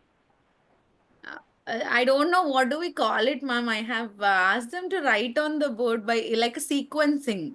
I wanted them to write what happens first, then what happens next. The elements itself, you can ask them to present it in a sequential order. Yes, ma'am. Right, right. That is sequencing only. You can't Sequence. change sequencing of the elements of the story. Ma'am, that we can do even using flashcards, no, ma'am. We can just write, Yes. yeah, that's what. Even we do it for grade. But see, one thing is what I would like you to do is in the lesson plan, don't repeat your formative assessment. Okay, okay. Okay. And you have to use the words. Remember last time we told advanced organizer. Advanced. So what is the advanced organizer that you're using? Okay. Then your middle will have the content. So it need not be one activity and all that. Depending on your content, it will have. And towards the end, there should be a recap. There should be an assessment which will complete the learning. And I mean, in the sense, the entire class learning. So then there should be a feedback also. Feedback, remember, not about the lesson, feedback about your teaching. Feedback about your teaching from the students. Every time, we have to, ma'am. It's like, Yes, okay. yes, it's mandatory. Actually, have that as a practice from now on. Every class, how was today's class? What did you understand? How many stars? Whatever your strategy, 5 stars, 3, 2, 1. Okay, any of that strategy you will have to use mandatorily. Okay, and see that feedback everyone is giving. Okay. There is no targeting with the feedback. Because if they say like this, no, immediately, I have noted you. That should not. Okay. Yes, Shravanti. Yeah, ma'am. Ma'am, for the introduction of letter P, ma'am, my initial assessment will be like observation to just monitor the students are engaged or they are in good mood and readiness to learn for PP1 students as it is. So even looking for their engagement signals also comes under my initial assessment, ma'am. Yeah, And the very next true. That should come. That should come. Yes. And the next one is the prior knowledge, ma'am. Before I start letter P, I'll just pose few questions, what they know. That is like from A to N. I'll be asking in a random way and then create some curiosity that they are going to learn a new letter. So Yes. these answers also gives me a the initial assessment, ma'am, the readiness of the child to students to react to me. And Yeah. in the next, I'll be starting with a story, ma'am, that comes with the pictures of letter P. And in the middle of the class, I'll be once I'm done with the story, I'll just ask the questions like what we learned, what is the title of the story, what all characters, just to know the flow of the story, whether the child is engaged throughout the storytelling. Like put a checklist of the observation whether they are. So I'll just ask the questions like what all characters that starts with P. Can you let me know what happened next? What was his favorite? In this way, few questions to make them to engage, to know the sequence of the story in the middle. And at the end, ma'am, the first class will be only with the identification with the story and the pictures. So at the end, no, I'll make sure that I'll give a some group activity where they'll be sorting out P letters from a group of letters, where they'll come to know the identification of letter P. So an activity too regarding to this. So this will be the end of the lesson, end of the assessment, ma'am. Okay, you will have to look at an advanced organizer. Okay. Yes, ma'am. Avoid questioning as an advanced organizer. Yeah, ma'am. I'll The give a group reason I told activity, you, ma'am. yeah, 100% involvement will not be there. So avoid questioning as a advanced organizer. Sure, Yeah. ma'am. I can go with the treasure hunt from a sand or anything, like to pick up the P pictures, flashcards, and even the letter P, ma'am, from a group of letters. Yes, sure. Yes, sir, Sharmila. I'll stop after Garima, then we proceed. Yes, sir, Sharmila. Yes, ma'am. So during beginning of my class, this is applicable for stage um, 8. So the concept that what I planned is mensuration. So at the beginning of the class, I can pose the open-ended questions to check the prior knowledge, or I can go with prior knowledge quiz in which they will connect the basic geometric shapes with the mensuration and their properties. So that Yeah. can be done. And concept mapping is what, like linking the mensuration with the previous geometric knowledge that what in. I'm doing this so that I can adjust my further instruction according to their knowledge, or also to identify the knowledge gaps where they are not very sure. During the instruction, I can give a hands-on activities on finding the area or perimeter of the given space, probably their classroom or one tile, or they have a cubby, so I can ask them to measure it and I can go ahead with that. That can be a group activity, which again improves their collaboration and communication skills. That can be presented followed by their activity. So presentation skills can also be improved. Else, I have other idea of after this, you can individually design one room, individual designing of your room, or it can also be like, as per the time, I thought of arranging like a group work. One, you have to design your own room. You should have a pair work or a group work for unit 2, but do not include differentiation in your unit 2. Okay. Do not include differentiation for unit 2. Okay. Yeah. So designing an individual home with the dimensions that I am giving. Again, I am doing this to check whether they are having any confusion in the concepts that being taught or an understanding. Again, I have to recap and do the things. Towards the end of the classroom, probably exit ticket is one of the way that I can check their understanding, like what they have done and all. And reflecting on their own understanding, that I can ask them to note down in their journal what they understood. And so by the way, I think I can go ahead with this. Why am I conducting formative exam and formative tool towards the end of the classes, like for documentation, mainly like what they understood. And also it's like again an achievement for them that I understood all these things. So see, if you ask your students and you also maintain a reflection journal, nothing like that. The reason is this reflection journal will actually help them also, and you also understand how the learning has progressed. Okay. Okay, you can always ask the students in this class what you have understood, where did you find it difficult, just make a note, and when you're evaluating you can just check back. So if most of your students are getting stuck, that means somewhere in your delivery there is a problem. Yeah. So you can rework on it. Okay. Okay. Yeah. Yes, Mugambika. Yes, ma'am. It is for grade 4 digestive system, ma'am. So in the in the beginning of the class, I want to introduce like KWL chart. Okay. Like what they already know and what they want to know and what they will learn. And in the middle of the class, they will learn concept mapping. Okay. Like after discussing all the digestive organs, student will create a concept map that connects the different parts of the digestive system and their functions, ma'am. And at the end, they will be going with exit ticket or quiz. Like exit ticket, as student leaves, every child, I'll ask them to complete an exit ticket with 2 parts. One thing they already learned about the digestive system, and one question they still have what they want to know more about the digestive system. Sure, that's fine. That will give you feedback also, because you're asking what more do you want. Yes. Right. Yes, Kushi. Now, remember, just a minute, Kushi. After this week, next week, your unit 2 lesson plan should start coming in. Okay. So you can start preparing, and now unit 2 lesson plan. Remember the 2 parts we have completed: teacher activity, learner activity. Today we are completing the formative assessment part also.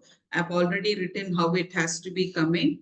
And then your resources will be already there. What resources you're using, you have to put. Remember, if you're using a YouTube link, put the link there and see that the video is less than 3 minutes only.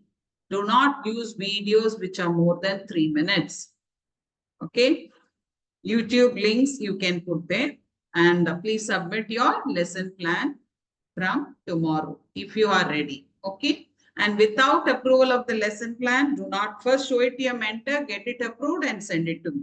Okay. Yes, Khushi. Even feedback also we have to put it over there, like in the. Yes, you have to put it under teacher activity and you have to put as what you're going to ask.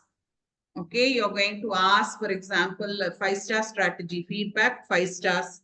So 5 will be what, 4 will be what is the rating scale. Learners will be asked to provide a feedback on the class. That's it. Okay, okay. No need formative assessment and all that, but that feedback must be mentioned because that you have to mention in your reflection. Okay, right. Yes, yes, Kushi. Yeah, ma'am. This is like for grade 4, grade 3, ma'am. Grade 3 class. The poem. It was a poem deep in your refrigerator. Like the poem was related to food and how it gets spoiled after many days. Like the mom will be not using it. So for that, initially, what I have done, like I told them to use like imagine their own fridge and draw the picture, like what things they see in that. Any 2 to 3 things. So like their own, even I told them to write the frizz name like logo also so that they remember it. And they have taken like a from bread, apple and all. This was my initial activity for that lesson. And ongoing, then I've started explaining the story, the poem. There I connected with one of the item they have kept it, like what happens after that. Just in the middle itself, like one item, what happens after 2 to 3 days, after what happens after 1 month.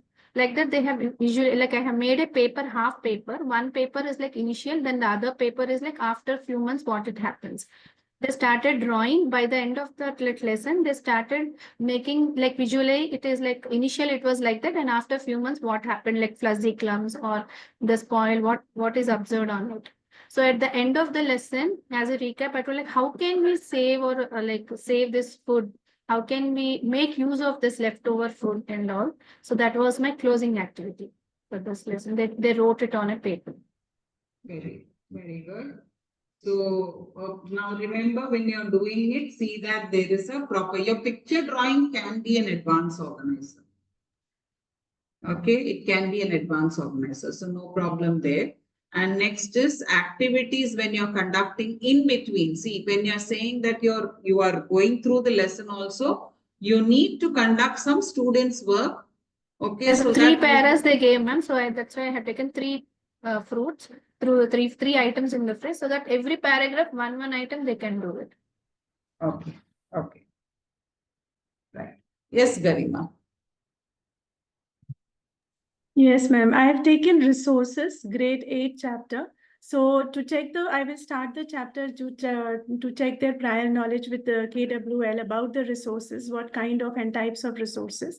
Then I will show them the video related to that. And so the concept of that, what about the man-made, human-made, and natural resources.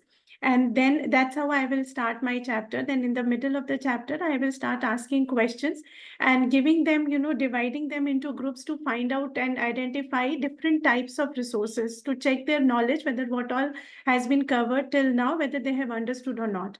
Then in the end of the chapter, I will be giving them the research-based work on the conserving resources, where they have to come up with the sustainability. So that they will be the presentation of that how we can conserve the resources. So they have to find out the problem and then they have to come up with the resources and the solution. Very so that good. will be the ending of the chapter. Okay, so now you will have to include feedback in that. Okay. Yes, ma'am. So once they will get it, the project work, and then when they will start talking about like, sustainability. So whatever they have made it, then I will ask questions that, on like you have made something. So what is your aim? Why did you make it? And how you are going to save the resources? So once the answer is correct, then the feedback I will get that what all they have done it is right. Okay. So now the question is, why is it important to assess students at every stage of the lesson? Ma'am, to know better understanding about the child, ma'am. To know So the that, okay. yes, Yeah. ma'am, so that if Beginning is any to check their prior misconceptions are there, if any So that we can misconceptions correct are them. there, 1 minute, Chaitanya. Yes, Chaitanya. ma'am, if any misconceptions are there for the child, we can clear in the beginning of the class instead of after having 20 minutes class. If we come to know at the beginning level itself, child didn't understand, That Again, is it will be waste. okay. That is for prior knowledge. Okay. And What also about understanding the student needs, ma'am, and Ma'am, knowledge 1 minute, gaps. Shravanti, 1 minute. Yes, someone else was also talking. Aarti, ma'am. Ma'am, I just. Yeah, yes, Aarti. Ma'am, we are setting the goal, ma'am, in beginning. Okay. Setting goals. Yes, correct. So tell, what happens if we don't assess? Your point is correct. You tell me further. I want your answer on. You're setting the goal. So why should we assess the student at every stage of the lesson? In beginning, we are setting the goal. Ma'am, can I tell in Hindi? Yeah. हाँ, हम पहले पूर्व ज्ञान की जानकारी लेंगे उनकी। लेने के बाद में हम सोचेंगे कि इनको किस रास्ते पे ले जाना है, कौन सा लेसन है हमारा, कौन सा विषय है, हम किस पे बोलना चाहते हैं, उस थ्रू हमें ले जाना है। तो हमारा गोल जो सेट हो गया है, उस रास्ते पे ले जाने के लिए पहले वो जो क्वेश्चंस पूछे गए हैं वो बिगनिंग के रहेंगे मैम। मिडिल के जो रहेंगे वो रहेंगे मॉनिटरिंग प्रोग्रेस, उनका प्रोग्रेस कैसे हो रहा है, जो मैंने समझाया वो उन्हें समझ में आया या नहीं आया। नहीं आया, वेरी गुड, यस। हाँ। लास्ट रहेगा इवैल्यूएशन, जो मैंने समझाया उनकी नॉलेज के हिसाब से वो कितना समझ पाए हैं, क्या मुझे और थोड़ा पढ़ाना चाहिए इसमें या नहीं। Very true, very true, very true. Yes, that's good, that's good. So you have to check them because you want them to have a continuous learning happening in your classes. Yes, Preeti ma'am. Ma'am, I feel that it will actually build students' confidence also, because when they are able to answer the questions, that will also give them confidence that, okay, they are going on a right track, and and make their learning more successful. Yes. And learners will become attentive, ma'am, if you are asking the questions or if you are testing them continuously in the class, they will become attentive, and it motivates and engage them also instead of. Okay. And also Even for we'll- teachers also, ma'am, it's a 1 minute, like 1 minute. Manjari. Yes, ma'am. I would like to share this, ma'am. In fact, this is a learning for me also. So I had given an activity. It was for grade 8, and the name of the poem was The Ant and the Cricket. So now I told them, in fact, ma'am, after the poem was done, I told them that imagine if you were ant, what do you think you would have done? So I want your record as a daily diary entry throughout the day. So then I told them that why don't you do one thing? So they asked me, ma'am, it's very difficult to observe an ant like that. So I told them, do one thing. You take an ant and you try to put it in the jar and then you see, or it's your method. You will not believe, ma'am, the next day one of the students came and told me, ma'am, I felt very bad, ma'am, after doing this activity. I said, why, what happened? The ant died, ma'am. So this was a kind of a learning for me also, that that kind of reflection that I had to change. In fact, the activity, I told them, yes, there's something, because that helped the student. I mean, that the emotional, the student was extremely like hurt, because the student tried to keep the ant very much in proper, like obviously it's an ant after all, and after couple of hours the ant died. The student felt bad about the ant. So this is also, it helps us to understand where their emotional as well as the emotional balance, that how emotionally they are attached to any of the humans. And definitely I changed the activity, because I told them, yes, this is not something which is to be done. So this I wanted to share. So it's also a learning platform for us also, ma'am, what I feel. Very true. Yes. Sometimes the insights will be so deep that we change our perspective. Exactly, it changed my perspective. And so I told them, okay, fine, you imagine yourself as an ant and you write a diary entry instead of, taking that ant and then putting it into the jar. So that's what. Yes, Shravanti. Yeah, ma'am. Even we will be able to understand the student needs and their knowledge gaps, ma'am, at every stage. And we can adjust their learning strategies. Like always, we should have a plan B, right? To support their learning. So if this is not going to work out, according to the feedback, we will change our teaching strategies too. Very true. Yes, Kushi. Yes, ma'am, like as they said, like it is like for teachers also it's a learning, ma'am. So that's what I was sort of telling in basic some point. Okay. Right. So it is more of a mutual learning that happens, okay, in our classrooms. So outcome of every stage. Okay, identification of gaps, right? Provide opportunity to show their thinking and learning. Find out what students know and what they do not. Prepare for reteaching or remedial based on performance conducted. Ensure that every student is at the learning pace rather than thoughtlessly moving ahead with the curriculum. So remember, Esther, yes, that is what was happening, but now we have to find out who is learning to what extent. That is more important. Okay, I'll share this poll. You can try it out. Yeah.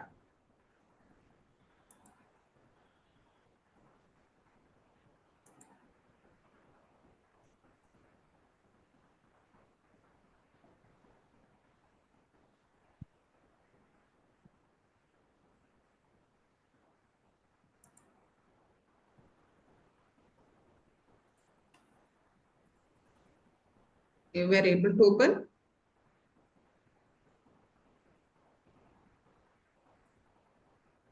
Yes, ma'am. Okay.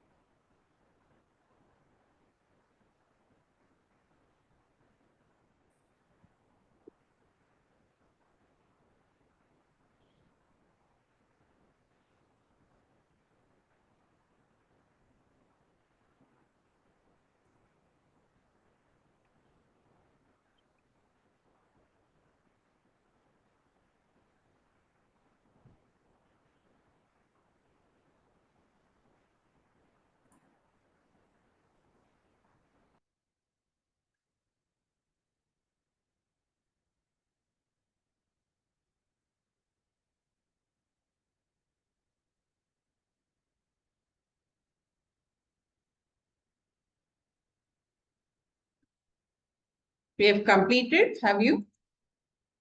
All of you have completed? Yes, ma'am. So I'll Yes, not be ma'am. able. Yes. Yeah.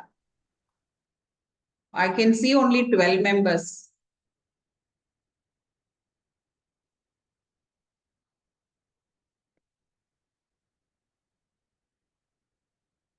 Only 12 are there today.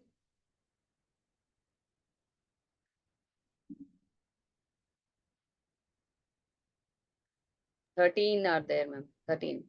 Many absentees, ma'am. One person has not voted. So 13 out of that, I've got only 12. Okay, I'll show you the graph that I've got.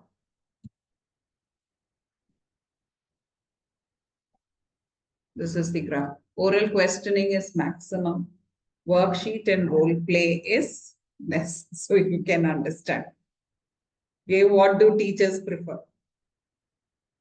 Yes.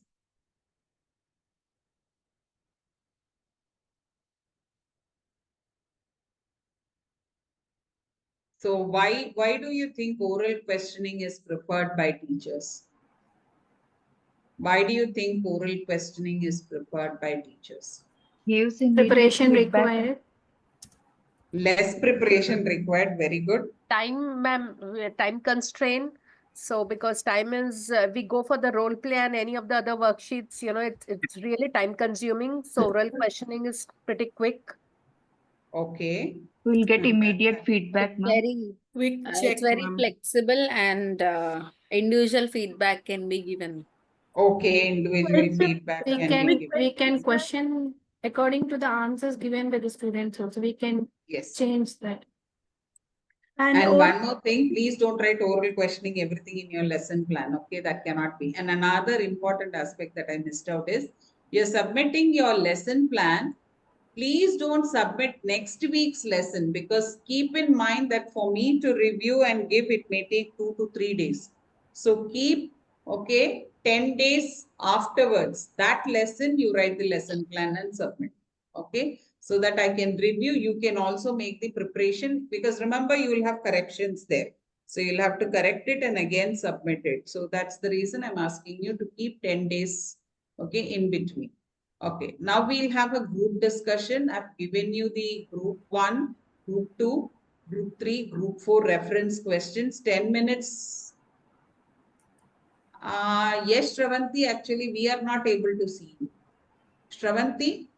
I don't see her, ma'am. That's the reason I just checked. No, her camera is on. Actually, I checked in the participants Yes. list. The camera is on. Your camera is a little malfunctioning. Ma'am, I could see my picture. How come? Shanti, just log out and log in again if possible. Okay, ma'am. Yeah, thank you. Please note down these, this one, questions. I'll give you your breakout room. So 10 minutes is only allowed for the group discussion. So let us take 11:48, 12, sorry, 11:48, 11:58. I'll be closing the breakout rooms.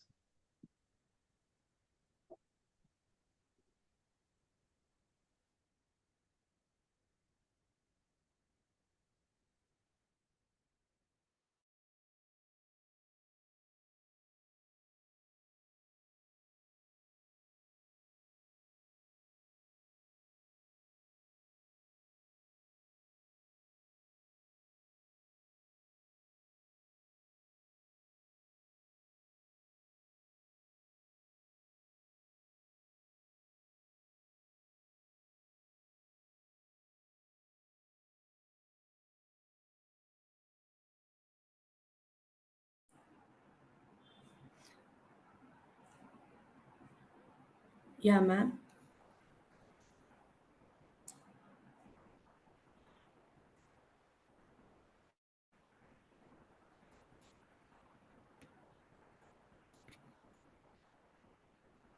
Revati ma'am, can you see me? Yes, ma'am. Can you see me? There's a power fluctuation here. Wi-Fi is not connecting actually. Okay. We were not given any of the room. Are we in group one? I mean, first Yes, group. yes. Okay. Reference question techniques and effective teaching. Page number by question is there in the content. Even the chat box has been placed. Yeah, ma'am.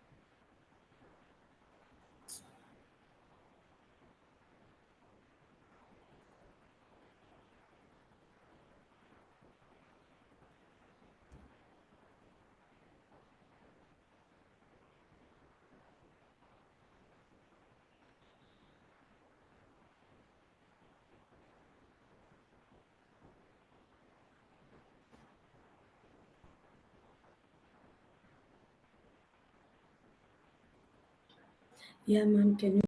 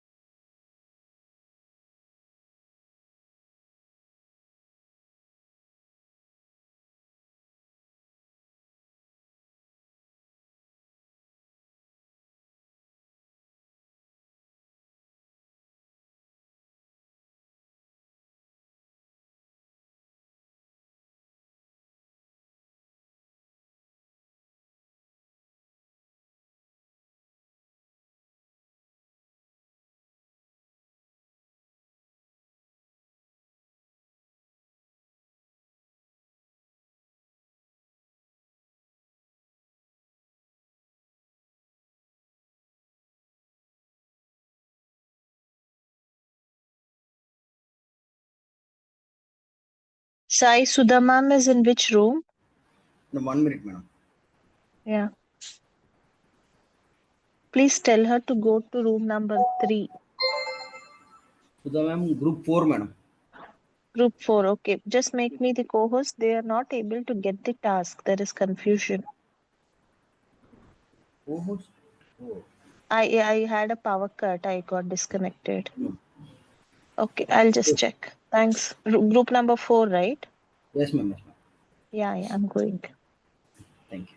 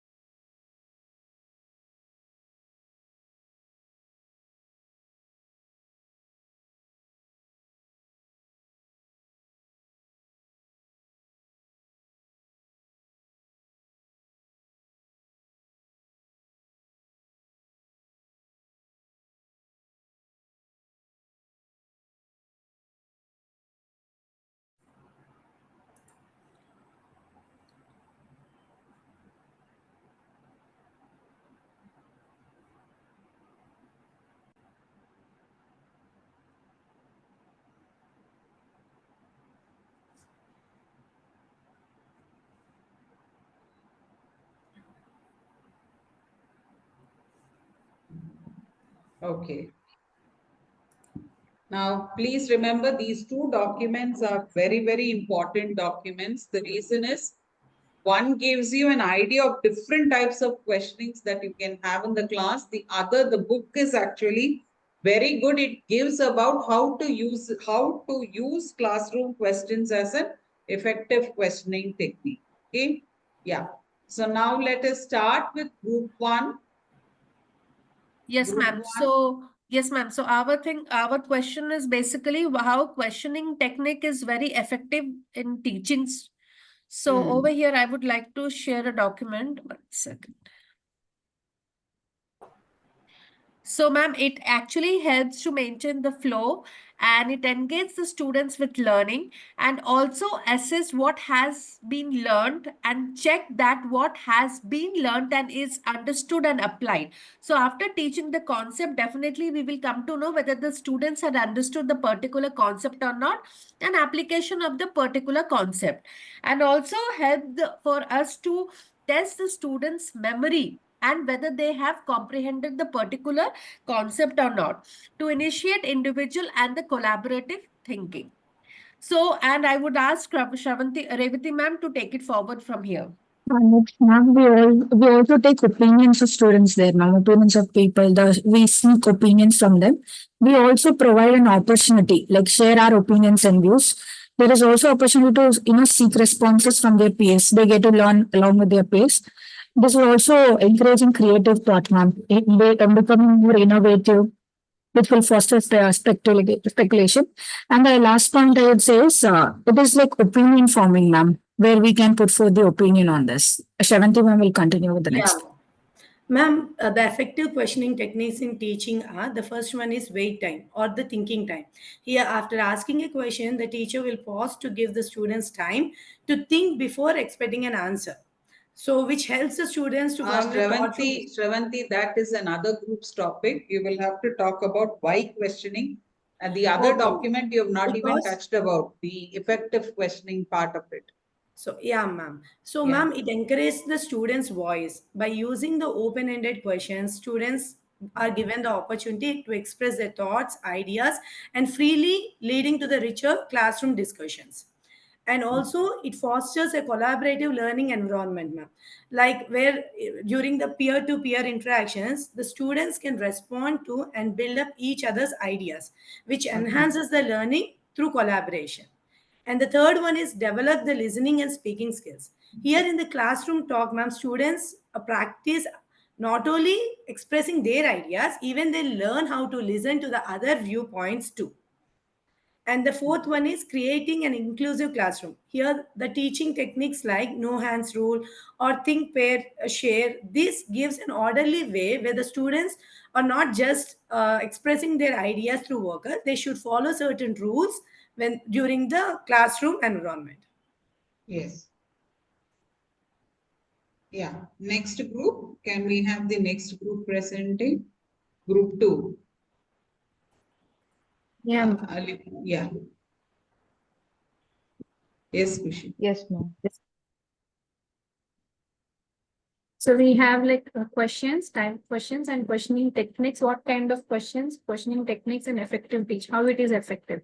So when we come for the questions, ma'am, it can be like, as we discussed before, it can be open-ended questions. It can be closed-ended questions, probing questions, redirecting questions, true or false questions, matching, short answer, long answer, even activity-based questions also. In activity also, they will answer some questions.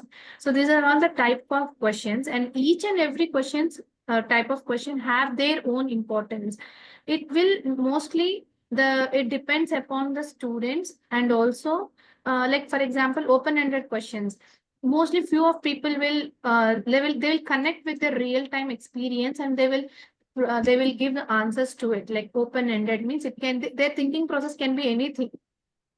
Redirecting questions is like for one questions we may get another question to like add on that. So in true or false question, it's like some confusion. Like sometimes they may feel like yes true, sometimes it can be false.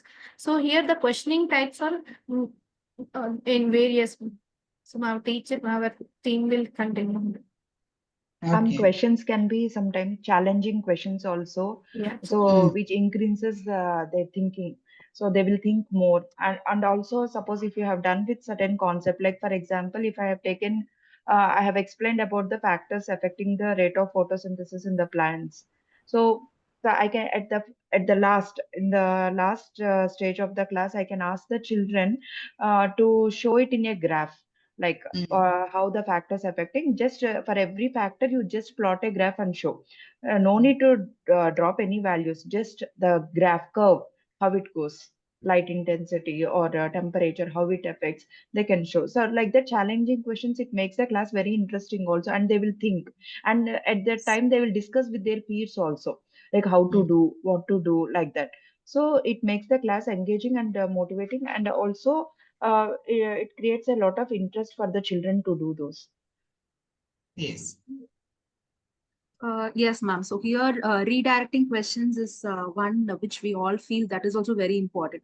Like suppose, as I said in the previous thing, like when like probing questions at the beginning of the classes, like how will you relate this particular concept, like a mensuration with geometry? So there comes a student is thinking about what is geometry and coming back to the present scenario. And from there, the discussion like it expands even to symmetry, which I have seen in my classes. So here the flow goes from geometry, mensuration, and followed by symmetry. So this makes the classes more engaging, and students were feeling interested. And as Chaitanya ma'am said, collaborative techniques can also be followed. Like they can form a group and they can discuss where they have seen this kind of symmetry or what is applications of mensuration that actually improves their collaboration and also critical thinking also, where all these things were used. And moreover, we can incorporate our digital tools and resources even to enhance the learning the way that we questions followed by a team member will continue. Yes, Okay. ma'am. Yeah. As we all have discussed till now, there are different questioning techniques like higher order questions, lower order questions, and middle order questions, like different types, and a few are reflective. And Kushi ma'am said about the visible thinking activities also. We can question in that way also. Example, KWL chart, see, think, and wonder. These are few techniques we can use to make our teaching very effective. How does it make us? It improves continuous growth, and it helps us to assess the children where they are. And yes, ma'am. And it also helps us to make the real life connections scenarios also. So hence Very questioning true. techniques are very important to make our teaching very effective, ma'am. Okay. Yeah. So your group all have presented. Alisha. Yes. Group 3, Aarti, Shampa, and Tehsin. Yes, ma'am. Questioning technique and effective teaching. My topic is wait time, ma'am. If you want to build the confidence in the child or student, you have to wait till they have to give the answer. But here they given the 30 seconds of time. You have to wait till 30 seconds of time. So it prevent rushing answers. Very true. Yes. Yeah. Remaining Tehsin ma'am will continue. Okay. Ma'am.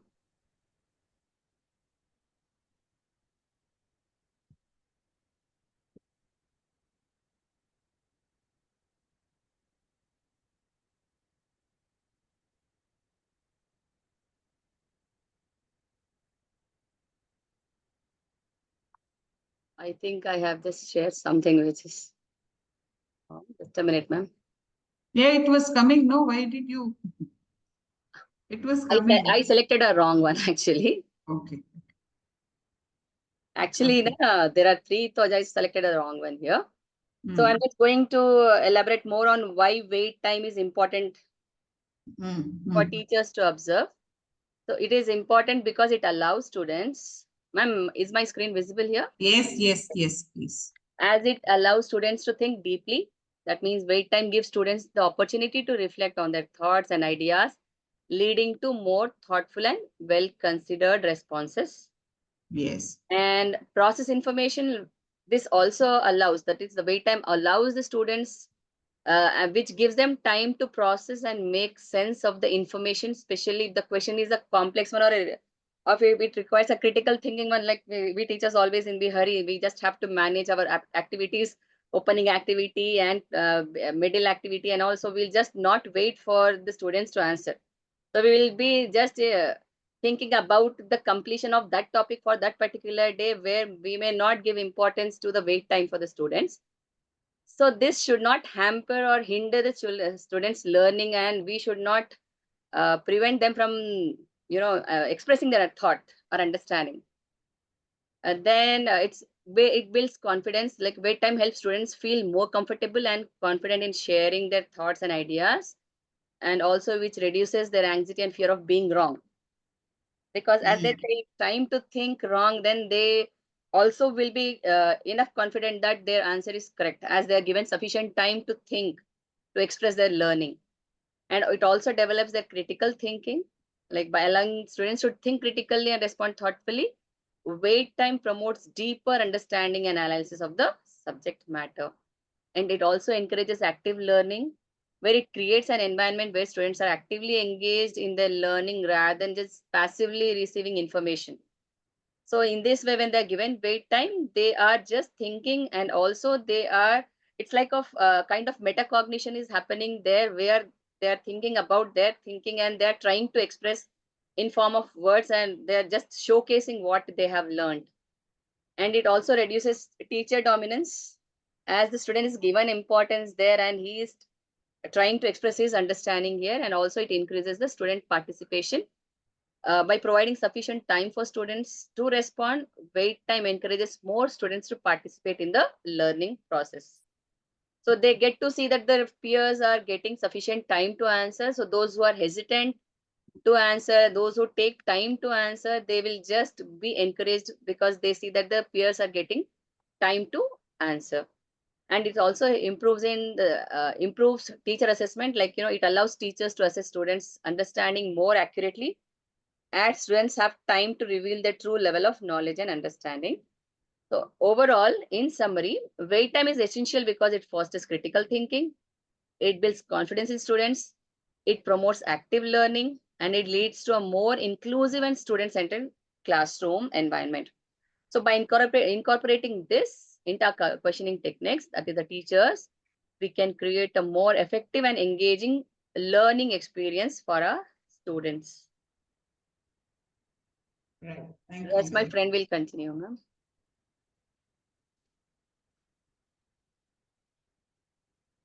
This is like, what are the consequences when we do not give wait time?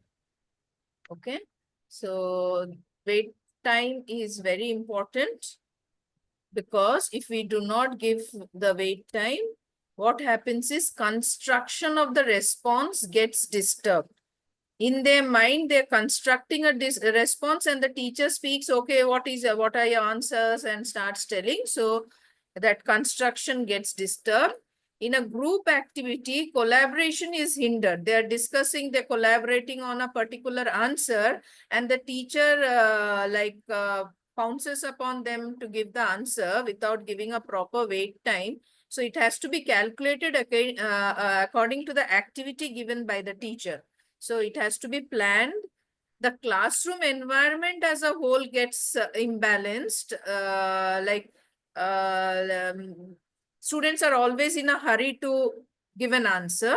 If there is a reference document, in-depth study is not attended. So the teacher has to calculate while making the lesson plan as to this document. If she's giving a paragraph to learn and then analyze and then synthesize and give the answer, she should give that particular time period. She should test the time beforehand and see what time is required by the average student to give the answer.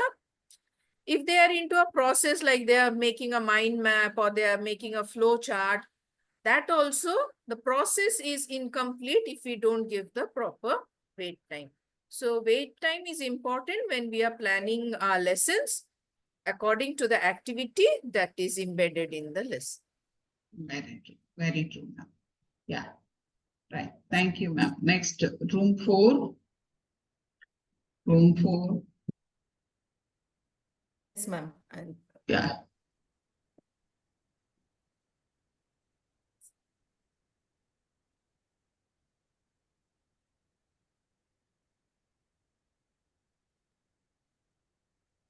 ma'am, are you able to see? I'm not sure. No, it's not. One second. Yeah, it gets started. Yeah. So, ma'am, I hope so. I am getting in the right track because I was not very clear though. So, here's some strategies for teachers to foster a questioning environment. So, here, ma'am, the first thing what I understood is it is a shared responsibility for the learning. So, where an effective questioning environment that will help the students to take an active role in the learning, which will be actually helping them, giving them that particular area where they will be very much self-dependent and they go in the right direction in the classroom, and also playful questioning activities where teachers can engage students in the questioning games where they can make the learning more fun and where they challenge each other, exploring questions of their interest, solve the daily problems, fostering a playful yet thought-provoking environment which will be created in the class. And like support in literature involving students growing up, where some examples we have given, like Gillen's gaming approach, that can be one of them. And also some more like encouraging questioning from external sources, like teachers can help students handle unfamiliar information by just giving them those hints, prompting them to use those questions from others, as they can use those hints and for getting more ideas on that particular content. Building on incidental knowledge, students bring diverse experiences into the classroom, where the teachers should encourage them to connect these life experiences with the new content that they are learning. And also it helps them to build the foundation for raising the relevant questions. That also is one more very important one. And creating a relaxed questioning environment, which is very important, where a positive questioning atmosphere is one, without the pressure to, so that they have to immediately complete the task or rush through the task. It allows the students to explore the topics deeply, enjoying the process of formulating the question and engaging meaningfully with their learning. These are some of the points, ma'am, I felt. Okay. Ma'am, we can incorporate this Bloom's taxonomy, ma'am. Okay. Like Yes. all the Bloom taxonomy levels we can include, like structure questions according to this, to ensure the range of the cognitive levels. Like remembering, understanding, applying, analyzing, evaluating, and creating. Okay. These all levels we can include, and encourage students' participation is very much important. Okay. And fostering a safe learning environment, so that we can encourage the growth and mindset of the children. Okay, growth mindset of the students. Yes. Yes, ma'am. Yeah, I will just add to that, ma'am, what they both have said, because it is about improving the questions. So basically, when question is asked, it is just to find out the literally growth of the child. So if the child is able to understand, that means the questions what we are putting across, it is in the right way, so that they are coming up with the correct answer. So that once the Bloom's taxonomy, what she said, that we have different types of children in the class and we have to cater all of them. So we need to start from that level, and then we need to start increasing. At one of the groups said higher order thinking and all. So if the question is asked, low stake level, and then it is slowly increasing. So we will act when we are looking for the growth of the child to the particular literature or the chapter, then only we will get the proper feedback. So if we are following all these things, then it is easy for the teachers and for the students to understand. And Gillen's technology, types of questions, so we can make it in a fun way also. It is not always very to the point, so we can make a little twisted question, but in a different way, so that children find it interesting in the class and they will be taking part and answering the questions. Very true. Very true. Now, when we look at improving the question, Preeti ma'am, you have gone through the right pages, so don't worry. When we are talking of improving, for example, I will use Alicia's example of Hansel and Gretel here. Now, generally, what are the questions teachers use? Who is Hansel? Who is Gretel? Okay. Why did they go to the forest? You know, it's plain blank questions.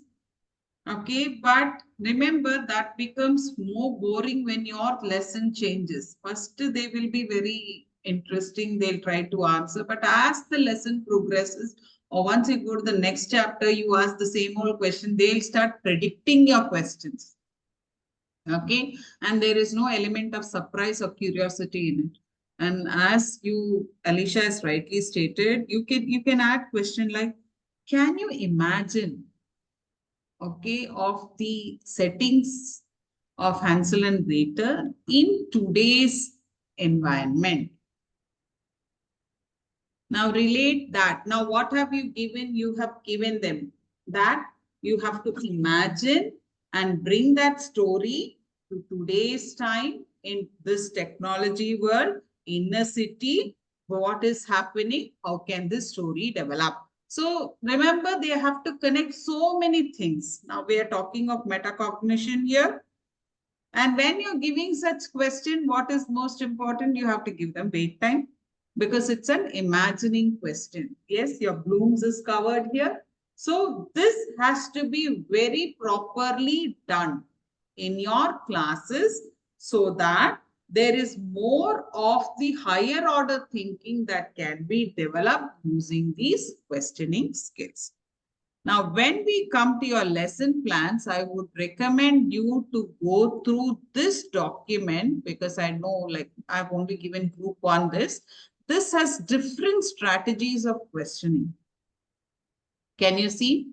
Time out, no hands questioning, basketball questioning, conscripts and volunteers, phone a friend, hot seating.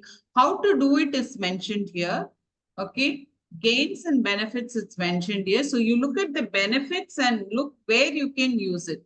Pair rehearsal you can have, eavesdropping you can have, 5Ws you can have, then high challenge you can have, staging and sequencing, big questions, focus questioning, fact questions, skinny questions, signal questions, seek a partial answer, develop a key question. So these are different strategies that you can use. Okay. Similarly, you can also develop these type of 5Ws and okay. This also can be in your dialogue teach what type of questions can be happening: collective, reciprocal, supportive, cumulative, purposeful. Okay. But what is the general type you use? Rote, use recitation, instruction, and exposition type of questions only. Okay. Sometimes no, you can ask, you can throw a question, one child will answer and no, throw another question to the class. Answer and throw another question, sequence question. So this also can be a type of activity that you can develop in your classes. Okay. You can look at the different types. So pause, pause, pounce and bounce. Claps is a strategy that you can use. Deal is a strategy. Satip is a strategy. So this, please do go through this document. There are different strategies that are given when you are using questions in your classroom. Okay. Can you see that? So you can take time and go through so that no, you will have different ideas. Don't write questioning everywhere in your lesson plan, please. Okay. Because remember, Cambridge looks at how uniquely you're planning your questions. So you can ask in a different format also. Okay. And see that you have some sort of a written evidence which you can present as your artifact for unit 2, your students' work. Even if you're asking orally and now you can record 1 or 2 unique answers also as an audio recording, you can put it. Okay. But see that it is less than 2 MB only. That is the only concern there. So when we are looking at questioning, use of more of open-ended than closed questions to develop higher order thinking. Only ask one question at a time. Use no hands approach so that the students do not dominate answering. Show respect for all student answers, whether right or wrong, so that they feel safe and secure. Okay, if you feel it's a wrong answer, instead of telling it's wrong, you can always follow up with a probing question to help them self-reflect on their answers. Provide sufficient wait time between asking the student and the student answering. Encourage students to collaborate before answering the question. Encourage students to ask their own questions. That's why I said, if your class is a bit hesitant on asking questions, you ask a question, you open and ask the student to answer and throw a question to the class. Okay, so this way what happens, it will bounce. Okay, your question will bounce and you will get different perspectives of that particular topic from your class. Yes. So this week's task is complete your lesson plan. Write your intended outcomes for the lesson in your observer's feedback and share it with your mentor. But don't submit it till your lesson plan is finalized. Discuss with your mentor on agreed focus areas of observation.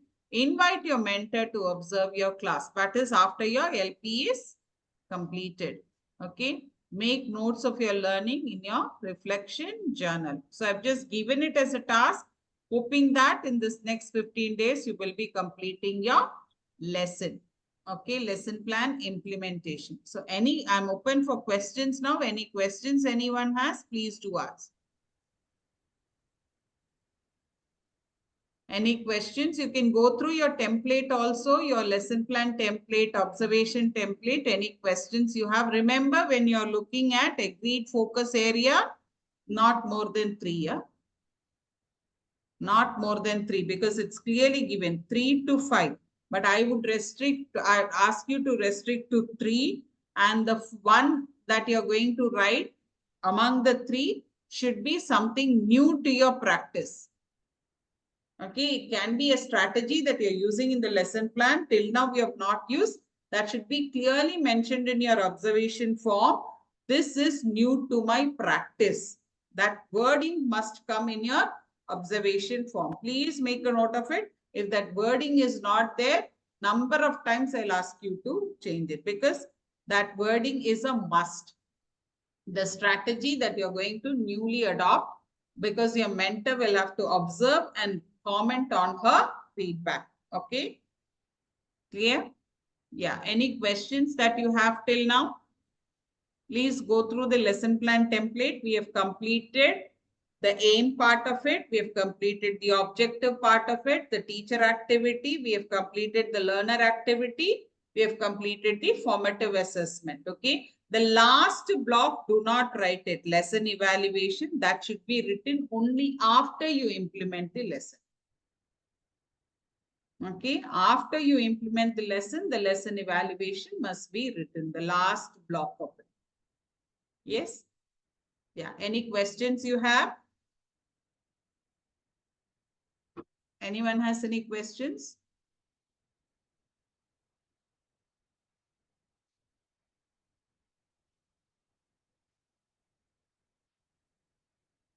Yes, Kushi. No doubt, but I want that, like, just now you shared that now we don't have that link, that file. Can you share it now? Just now, like you showed the different types of activities. Where we It's can there, find? it's there, it is there. The name is Effective Questioning Talk. It's already uploaded in the resources. Kushi, It's there, effective. It's there there, in ma'am. effective. It's there. It's there in Open effective. that, Okay, you will ma'am. get. You'll open that. Yeah, it's there. Because it's a resource that I've shared. There are only 29 pages in this question. Yeah, that's a small file. The other one, please do read it because it is more about how you can question about the classes. Questioning, and effective questioning. That's about. Yeah. Any doubts you have? Ma'am, while going through the resources that you have shared, there they have also asked us to include these 5 W's. So here, but as you said, ma'am, like we are not supposed to use this questioning as our advanced. No. See, one thing. Once you can use in your lesson plan, not every time. Remember, now you will be writing it as parts of 5 minutes, okay, 10 minutes, like that you will be categorizing. Everywhere you have to mention your formative assessment. So you can't be writing everywhere questioning. So it can be either in the beginning or middle or end. That is up to you. You beginning you want. Shampa ma'am, what happened? Shampa ma'am, you're sharing. Ma'am, just I was checking the white what to use. Okay. No, okay. ma'am, I didn't share anything. Okay. So now you have shared the whiteboard. Maybe you wanted to try it, so you have shared it. Okay. So you can use questioning in one place.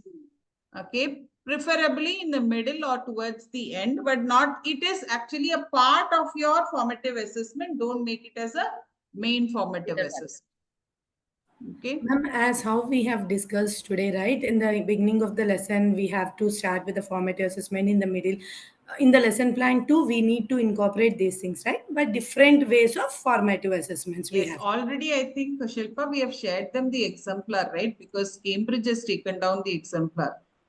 I guess last time we did share the exemplar, ma'am. I'll just cross check it once. I remember you had shared it in the last class and we have put it in the FIS also. Yes. That's the reason I'm asking. Just a minute. I'm also checking 1 second. Check.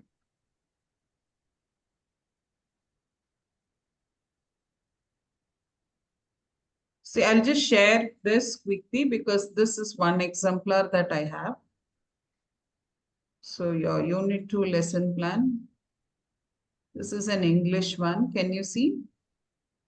Yes. So your group size also, duration don't go more than 60 minutes. Huh? Your 90 minutes is not required. Okay.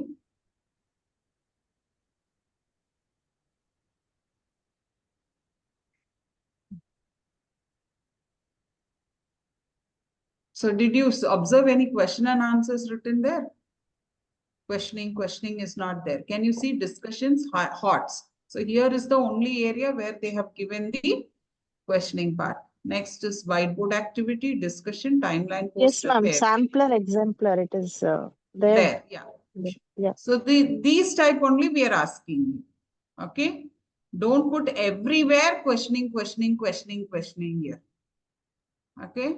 Ma'am, the last column reflect do we have to write after the implementation of the lesson? Yes, after the implementation, that is your reflection.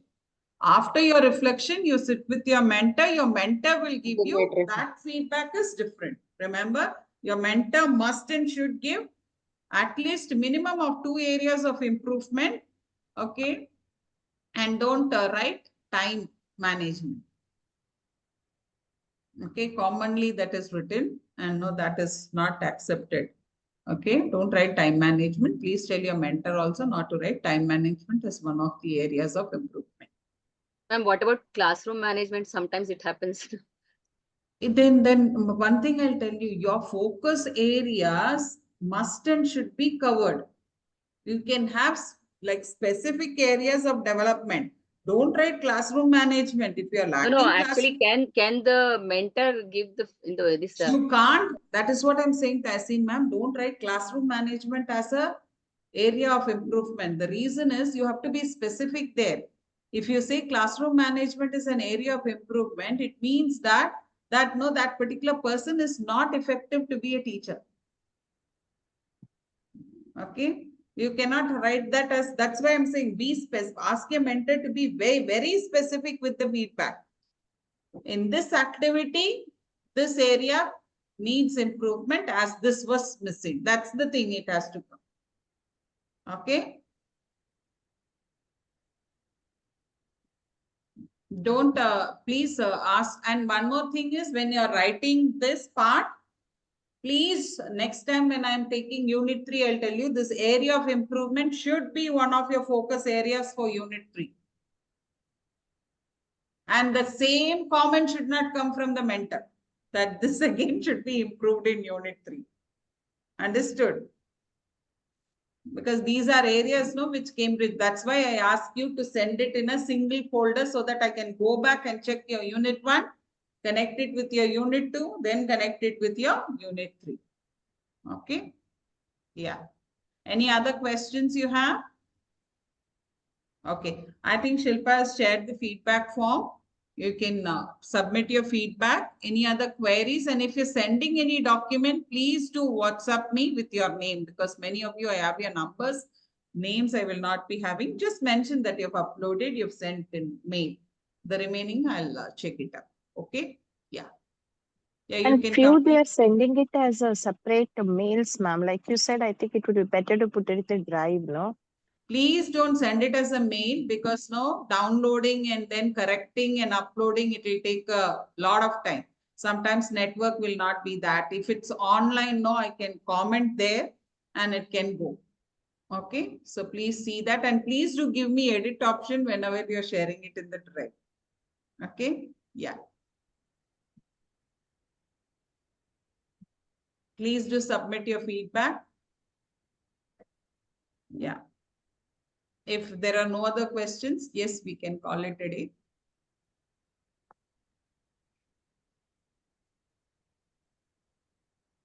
You, ma'am.